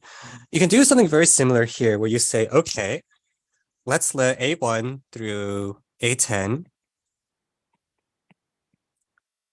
is the number of blue cells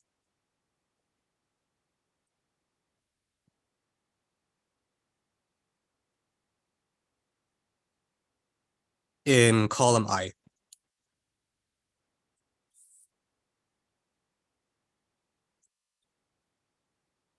Okay, and what we can do is we can say, hey, for each of these columns, you know how many pairs of green arrows it generates. For example, in this column here, if let's say this column was A5, all right? Then because there's 4 blue squares, there's 6 different pairs of green arrows. 4 choose 3 equals 6. Pairs of green arrows.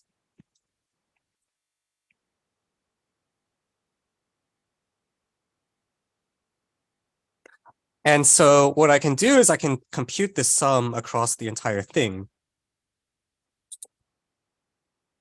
So 1 to 10 of AI choose 2 is the total number of pairs of green arrows I equals 1.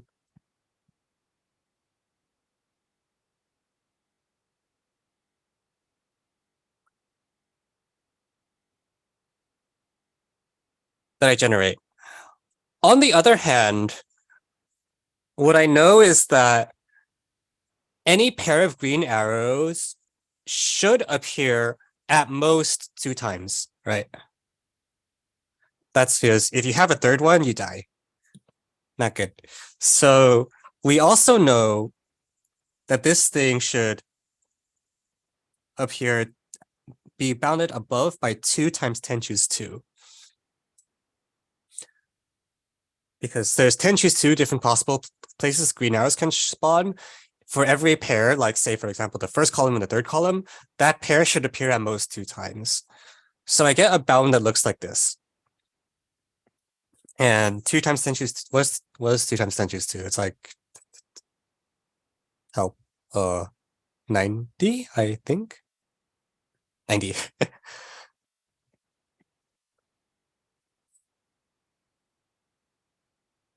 Okay. So I want to quickly pause here for questions because if you're seeing this happen for the first time, it is a lot to take in. The reason I can do this quickly is because this argument that I've just written down is like really, really standard. If you do enough Olympiad problems, you will see this over and over. where you count something in two different ways and it gives you an equation.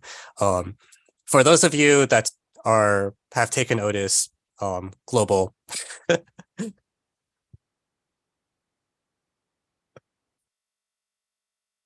That's the word that I use for this.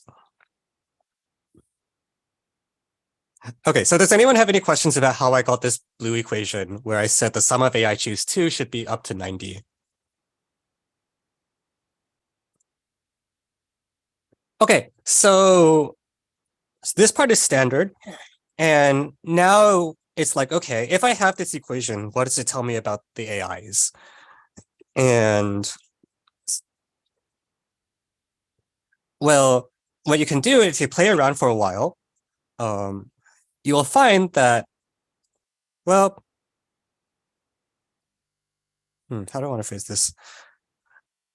You'll find out very quickly that you want the AIs to be close together. Like, suppose you wanted to construct, suppose you were looking for an example with a equals 40. You would very much want your left-hand side to be like 4 choose 2 plus 4 choose 2, like 10 times. Or let me do 42 actually, just because it's a little less even. What you will find is that, you know, what you could have is you could have 8 copies of 4 choose 2 and 2 copies of 5 choose 2. This number is equal to something. 58, which is much less than 90, and that's great. You could also imagine you were trying to go for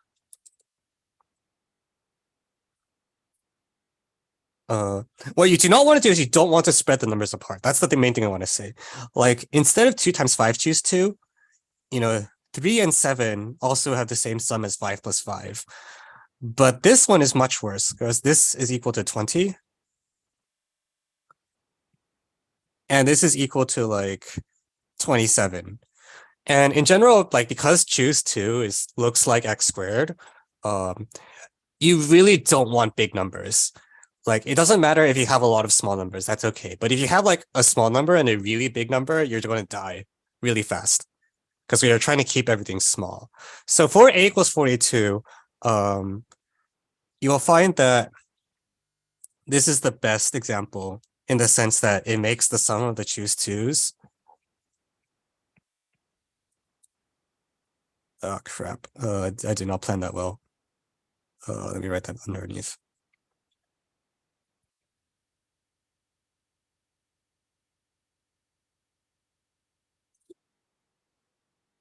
Yeah, so the moral of the story is that you want to keep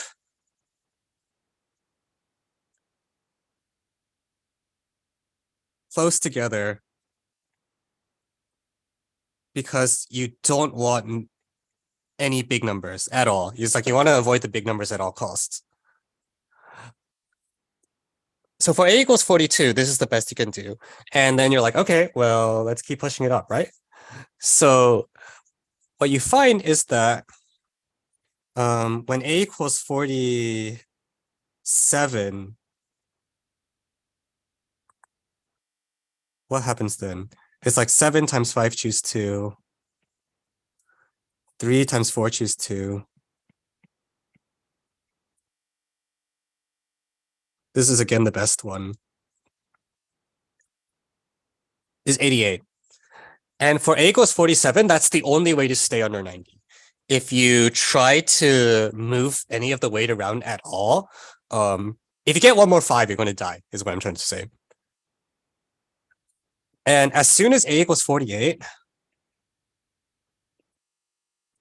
there is no way to stay under 90. Whereas here, this is the only way.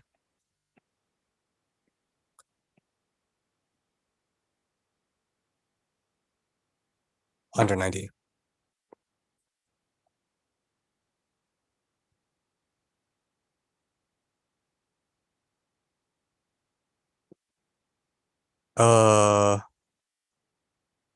Cool. So what we have now is we have a proof that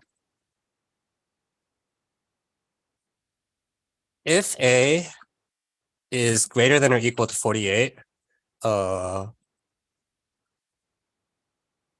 if more than 40, if 48 or more cells, you die. Always bad happens. That's such bad grammar. Always bad happens.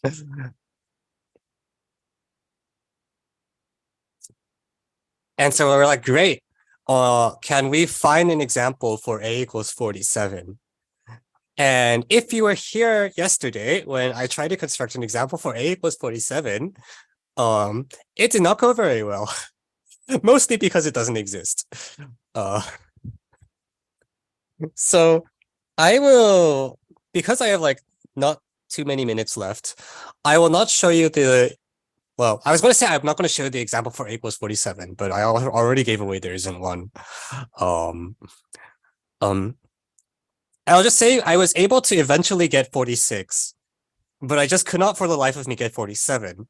And I was looking at this being like, dang it, I'm off by one again. It's like, no, come on. Like one more.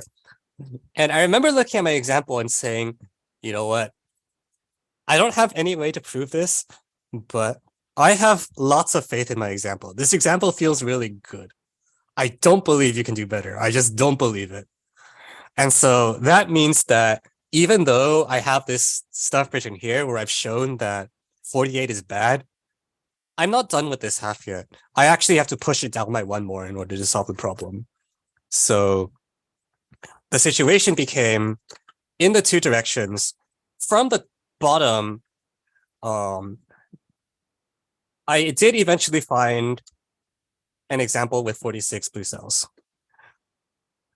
And in order to solve the problem, I need to push down the 48 by one more and show that there's no examples with 47. And so I want to show you something that I really like about these Olympiad problems, which is that they push what you know, they take what you already are expected to know, because anyone that's doing Brazil's National Olympiad problem 6 had better have seen this blue equation up here before. If you haven't seen this equation before, I'm sorry, you're not going to get this in the 4.5-hour time limit. Actually, that's not true. I'm sure some people would still get it. But it will be a lot harder. But it's not enough. It got me pretty close, but I need to push it just a little bit more. And so I was looking at this and I was like, okay. I did the standard thing. It's almost there. It's not quite good enough. How can I like try to make it like a tiny bit better? And here's the answer. The answer is that, as I said, as you get more and more mature, the answer stops mattering as much. It's like the properties, whatever that means, that starts mattering. You know, in the first problem I told you, you know, because the answer happened to be n even, you could get away with literally like doing n through 2 up to n through 9 and then being like, oh look, 2, 4, 6, 8 work and 3, 5, 7, 9 work. Don't work. I wonder what the answer is. The higher up you go, the worse off that starts becoming, and the more important it is to like not only know like that, not only know the what, that 2, 4, 6, 8 are good and 3, 5, 7, and 9 are bad, but also the like why and how behind like those yes and no answers. The same thing is going to happen here. If you only pay attention to these numbers, you're not going to finish the problem.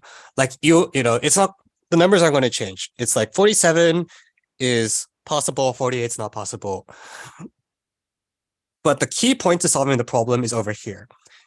It's the part that says only way to stay under 90. It's like, not only did I show 47 was, not only did I get this number 47, I also can tell you exactly how to get, like, the only way that 47 actually occurs is this combination here. So, to that end, let's assume for contradiction, there's a 47 cell example. If there's a 47 cell example, then what I know is that there's going to be 3 columns that have 4 blue cells each. And there's going to be 7 columns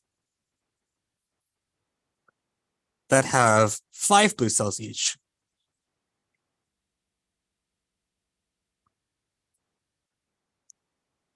And I was looking at this and I was like, that 5 is really big. Like there's a lot of blue stuff here. Like it's like half blue is what's happening. And this might be good enough. So it worked once. We're going to try the same thing again, but we're going to do it the other way. So what I'm going to do is I'm going to let B1, B2, up to B10 be the number of blue cells in the ith row, but only in these 7 columns. So we're going to throw away this part of the grid entirely. We're not going to look at this at all. Let me actually, yeah, all right. Throw away or whatever. And I'm just going to look at the blue cells that are on these things. And the same thing is true. You know, maybe I should have used red instead of green. That's okay. We'll do red arrows. It's okay. For every BI, I get pairs of red arrows.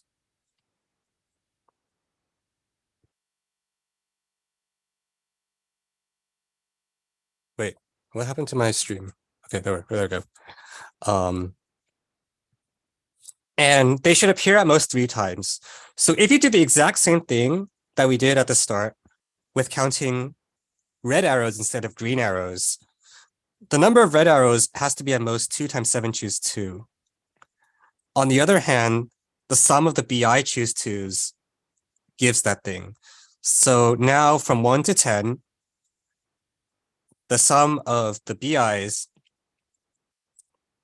should be at most 2 times 7 choose 2, which is 42.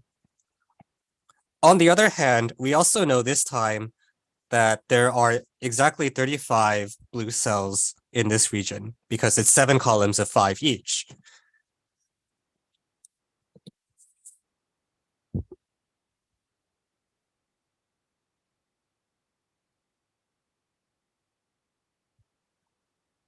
And so now we're going to look at this, and this time it's not going to happen because if you look at 5 times 3 choose 2, even if we distribute the numbers as evenly as possible, this number is equal to 45, which is bigger than 42. So so contradiction.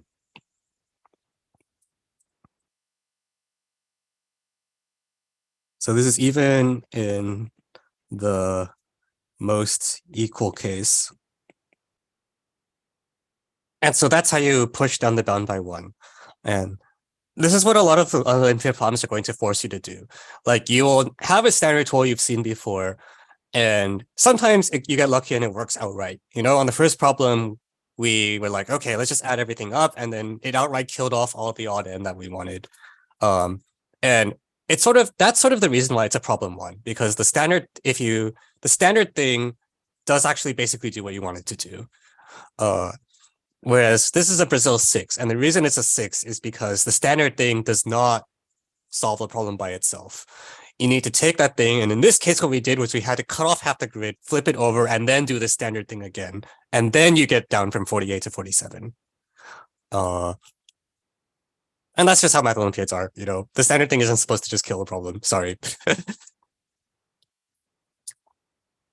All right, so I think it's almost exactly 9 Eastern now, so that concludes the math portion of my talk. We're done. All right. Yep. All right. So I will revert to being in a camera now, I think. If I press this button, will that do it? Yeah.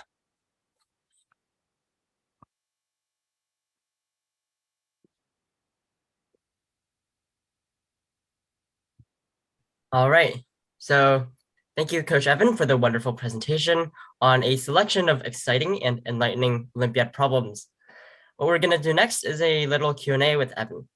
We've collected 7 questions from students across the country, and after those, we'll also do an audience Q&A, so feel free to chime in through the chat box. And Grayson will be starting off with some general questions. Yeah, so also to clarify about questions, please just message like I think me, Chris, or Ethan first, just so we can kind of like vet out some of the questions that might already be on his website, which I posted in the chat for your reference too. But yeah, okay, starting with the first question. Evan, how are you initially motivated to start math competitions, and what motivates you going onward? Yeah. So, well, okay. I mean, I think the way everyone starts math competitions is that they just take one and have no idea what they're doing, which is exactly what I did. You know, I never heard of this before, and I was just like, oh, why not? And then I was like, oh, this is actually pretty good. Because it was the first time that someone gave me a problem on a test and I like had no idea what to do, and it was great. I think these days, like I mostly stick around because I really do enjoy the problems a lot. I think a lot of work goes into like the design of the problems, and I really appreciate their aesthetic value. I think one way I can put the analogy is this, which is when sometimes when people ask me like what about puzzle hunt puzzles, what I tell them is like it's sort of like watching a mystery movie, but the movie component is actually more important than the mystery component.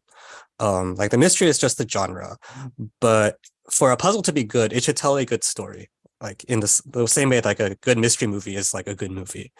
And I think the same is true for Math Olympiad problems as well. You know, I think each individual problem has like the story to tell, and I really appreciate like enjoying all the stories.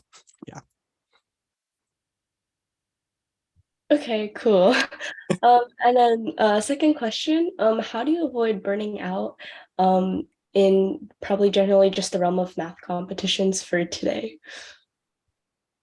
Um,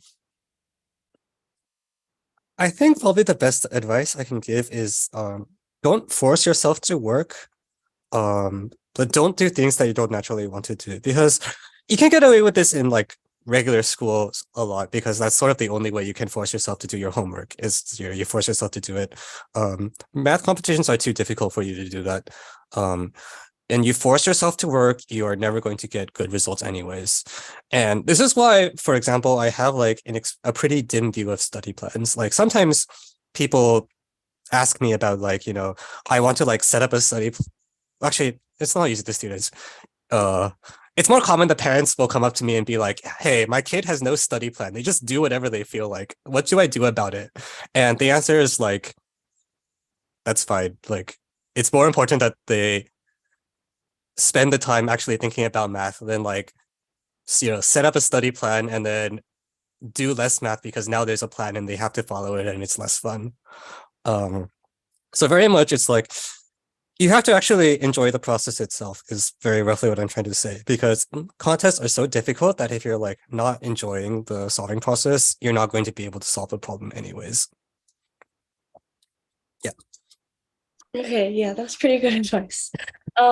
So next question, I know a lot of people here play video games. So what are your thoughts on video games? And also what are your personal favorites?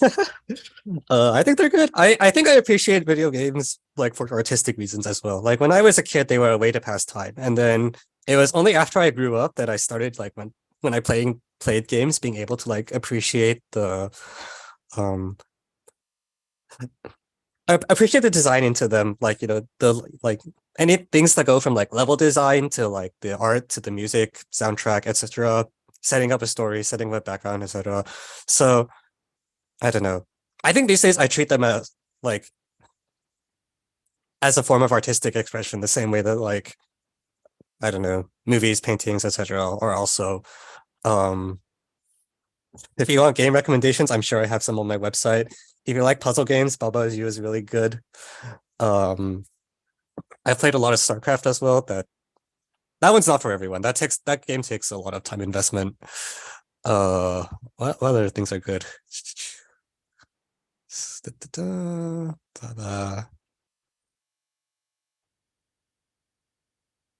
I don't know. Doki. I thought Doki Doki was good. A lot of you have probably heard of that. There's also a Nintendo DS game called Ghost Trick Phantom Detective that I thought was really nice, and apparently no one knows about. So that exists. Yeah.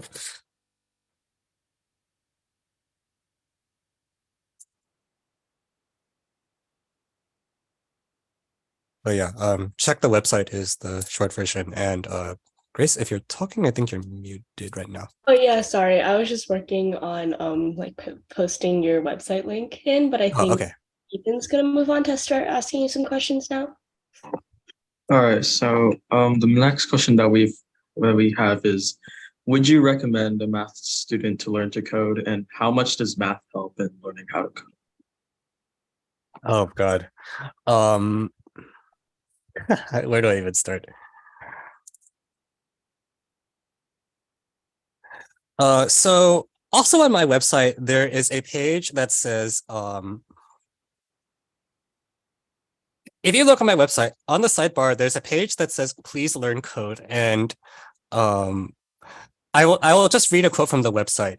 It says, seriously, learn to code, learn to code, learn to code, God damn it. So I think I should make my stance on this very clear. I think the reason for this is, there's a lot of reasons. I'll say just like two big ones, not even the biggest ones. One is that it does change the way that you think about problems. I don't really know how to describe this, but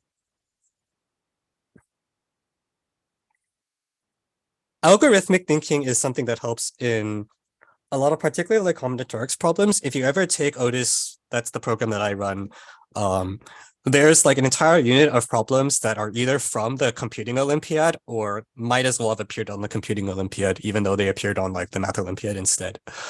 But also the second is that I think the reason that I teach a lot of math and so on is because I think it teaches like a lot of very transferable skills, problem solving, etc., blah, blah, blah. And I'm usually of the view that like general skills are more important than specific skills because those specific skills that are useful in your life in now will not necessarily be the same ones that are useful in like 20 years, but the general skills transfer.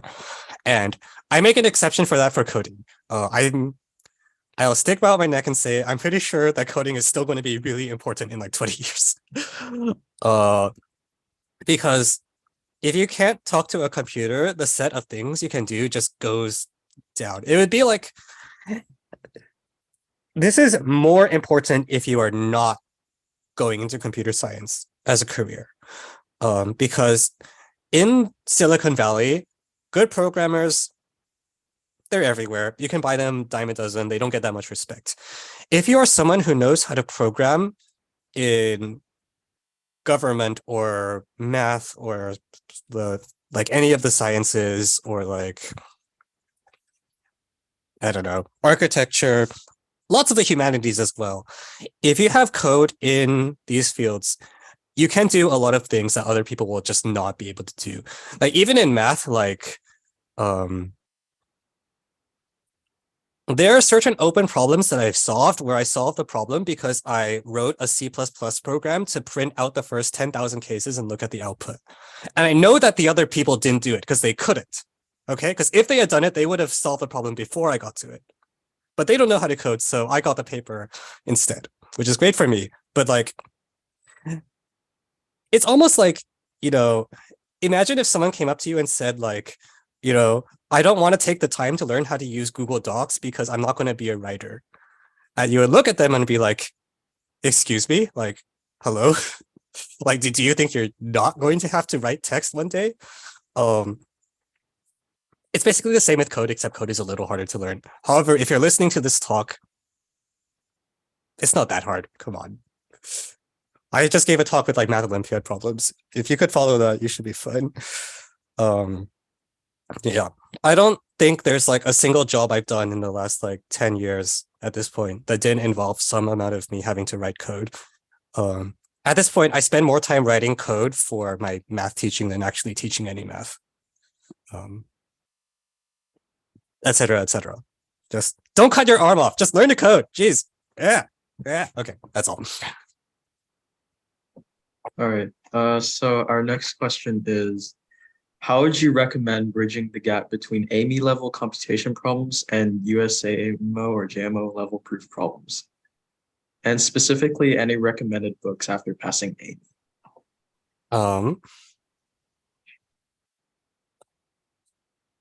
Okay, so I think the very first thing I should say is like also on my website, there's and I think they should still send a letter these days, which is that when you qualify for the USMO or JMO for the first time, they'll send you this letter where they like give you a few sample problems, sort of like this workshop I did, except the problems are possibly a little simpler than the ones that I chose. And also just give you some basic advice for competitions, like do all 3 problems. Don't get me started on that. Yeah, I would say that it's supposed to be emailed out to you. If it's not being emailed, well, the letter is also on my website, so download it from there.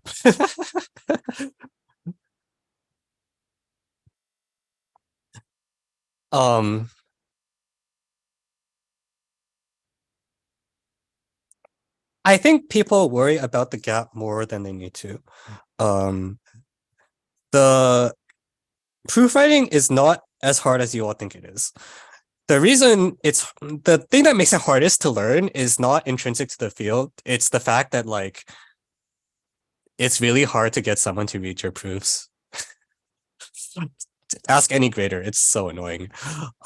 So you don't get feedback on it, which is really obnoxious, unless you take like one of the very few contests in the United States that gives you feedback. Like the only 2 I know that really do this are the USA Math Talent Search and the UCMO I run. And even those, the feedback is very minimal. So if you can like find someone to actually give you feedback on your proofs, pay them a lot of money and do that. That's probably the best thing to do. Barring that, if you post your solutions on Art of Problem Solving, people won't like pick it apart for style, but at least they'll tell you if it's wrong because people like telling other people they're wrong. But you don't need to be scared of it because it's hard. You just need to like be able to get the feedback. That's actually the part that makes it the most challenging. The other is that there are certain classes of problems that don't appear until USMO and JMO, just because they will never fit in a short answer contest format. Classical inequalities are like this. Functional equations are like this. So what you'll see is like there'll be new shapes of problems because you can do so much more with a proof-based Olympiad than with a computational contest. And those classes of problems aren't necessarily harder, but they will be new. So that means the first thing you should do is get a lot of exposure so you can like see the new classes of problems that you haven't seen before. But you don't need to think to yourself that they're intrinsically harder because they actually aren't. Yeah. Someone on Twitch is saying that AOPS teachers give feedback for writing, which I did not know that. And also, wow, that's pretty nice. Okay, I did not know that. Okay, and another question that we have is, what are the steps toward the American team selection, and what is the process?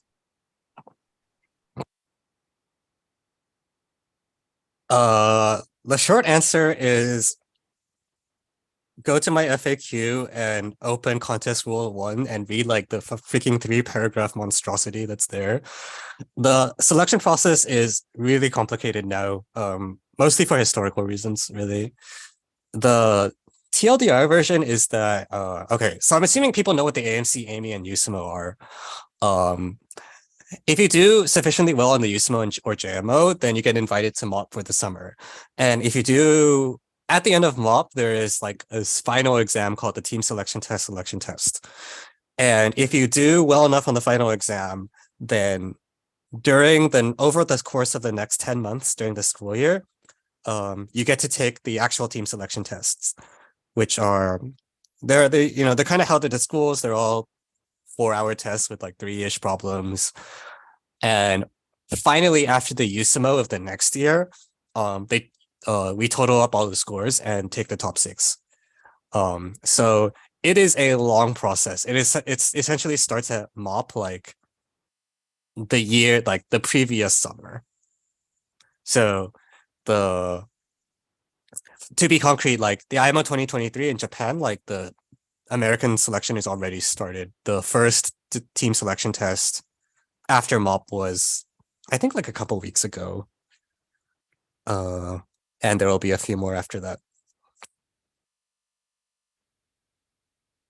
Yeah. All right.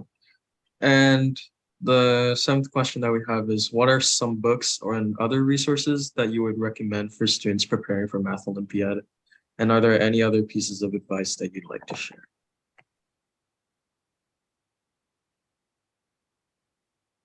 I feel like I've been answering every question with open my website. Okay, on my website, there's a button that says recommend, and it has a list of recommended books. So that's that. Any other pieces of advice? I'm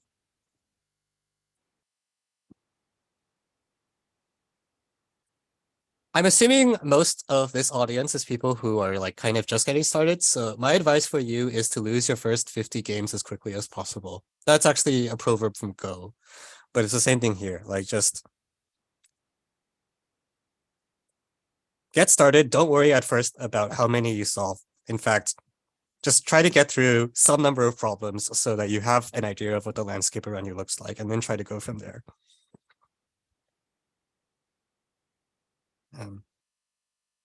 Yeah. All right, that's all. Okay, so those were the questions that we kind of found from people beforehand.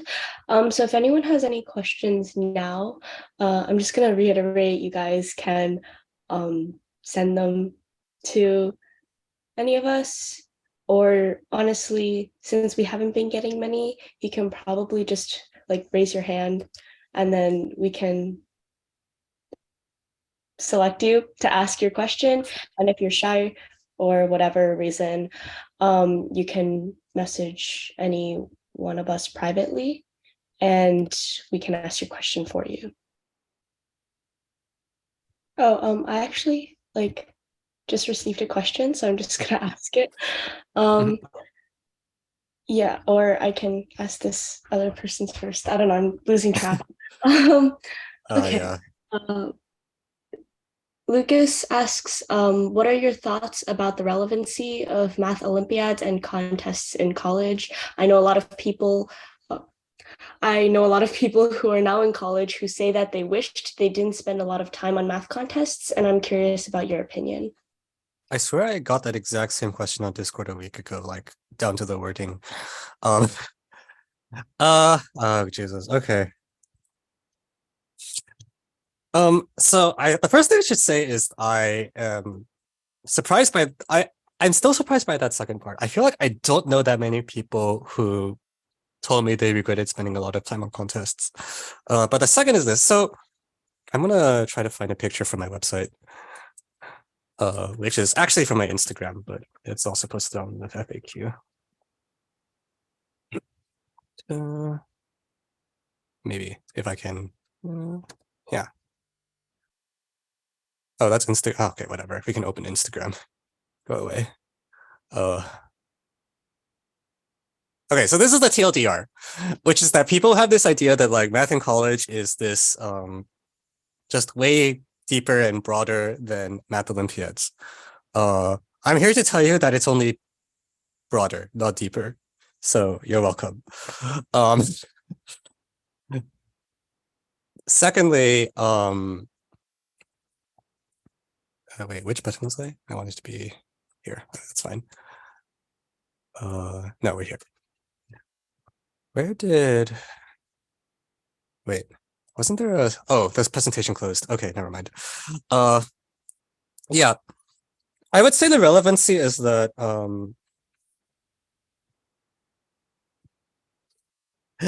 so there is a little overlap. I will start by saying that, like, you will see the integers mod p again, and things like it if you study math in college.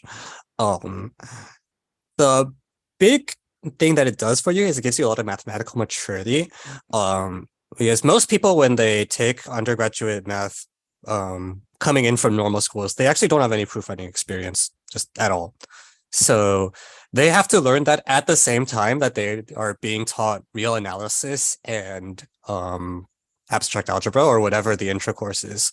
And that is actually really hard. I think it's really painful to like try to learn how to write proofs at the same time that you have to learn like 300 years worth of like mathematical history is what it is. So if you come in as a contest alum and you've like done USMA before, good job. You don't have to worry about the proof part anymore. It's great.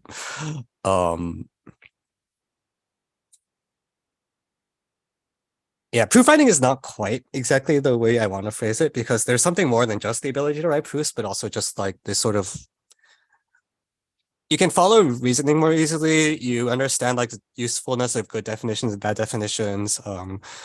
You're better at getting from getting from point A to point B if you're given A and B, and so on. So there's a lot of more subtle things like this that I don't know if there's a good way to describe them, and we usually just swallow it up under the term mathematical maturity.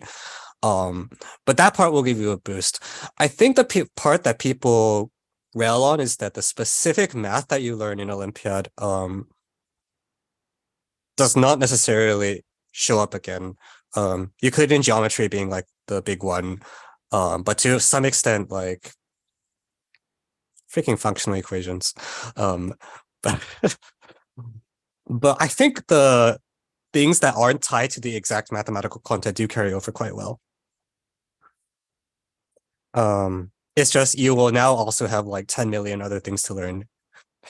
Because if you saw the Instagram picture, it's like, it's very wide. Okay. And then I'm not sure if you answered this one on your website. I'm just reading from the chat. Do you have any good book recommendations on number theory that's kind of like EGMA? Yeah, so on the recommendation section, there are 2 number theory textbooks. One of them is much more introductory. The other is a lot more modern. Modern Olympiad number theory, I think, is probably the closest one. That's the name of the textbook. The exact link should be on my website, I think. Okay, and then one more question. How much do you enjoy math research versus competition? It's quite different. So this will depend on what field you work in. But I decided to pick number theory, which means that like when my professor gives me a paper and asks me to like look at a certain problem, I don't know what any of the words on the paper mean. It's just like, well, okay, I guess I have some more stuff to learn. Apparently this is always like this. I remember the very first time I tried to go to like a number theory talk at MIT, because the professors always say you should go to talks or something. The first 6 words the speaker said were like, let X be a Shimura variety. And I knew what the first 4 words of that meant. And that was about as much of the talk as I understood. So if you go into number theory, that's what your life is going to be like, apparently. At least until you're like much better than I am now. But yeah, that part has been very different. It's less extreme in the other fields, is my understanding. In particular, if you go into like algebraic or enumerative combinatorics type things, it's much closer to like the fielding of stuff you did in high school. Number theory is sort of like about as far away as you can go. Okay, and then I'm not sure if, I guess, you have too much knowledge on this, but just your personal opinion on choosing computer science versus math versus engineering as an undergrad major. Majors. So this will depend on your school. For a lot of the top schools, the answer is you can pick whatever you want. It doesn't. I want to say it doesn't really matter. I don't know if I want to really back that claim too much. Because so if you're going into like more academic stuff, I'm more convinced that it doesn't matter. If you want to get a job in Silicon Valley, maybe it matters a little more, although I don't think they care that much. But the other thing is that a lot of universities are very flexible about what constitutes a math major.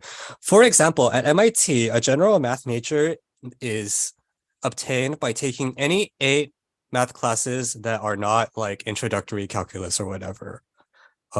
If you look at like the list of requirements on the MIT website, it's literally like 3 lines long. It's hilarious. And so what that means is you can get a math major at MIT by taking 1 math class per semester. The other 3 classes can be whatever you want. Do like intro to acting for all I care. But you can that's the power of math majors. Is a lot of universities, the math majors get to explore as much of the other disciplines as they want to, because the math department is deliberately like, we want to give our students a lot of space. So, and in particular, that makes like at MIT, math double majors with literally any other major are extremely common, just because the math requirements are so lax. So, yeah.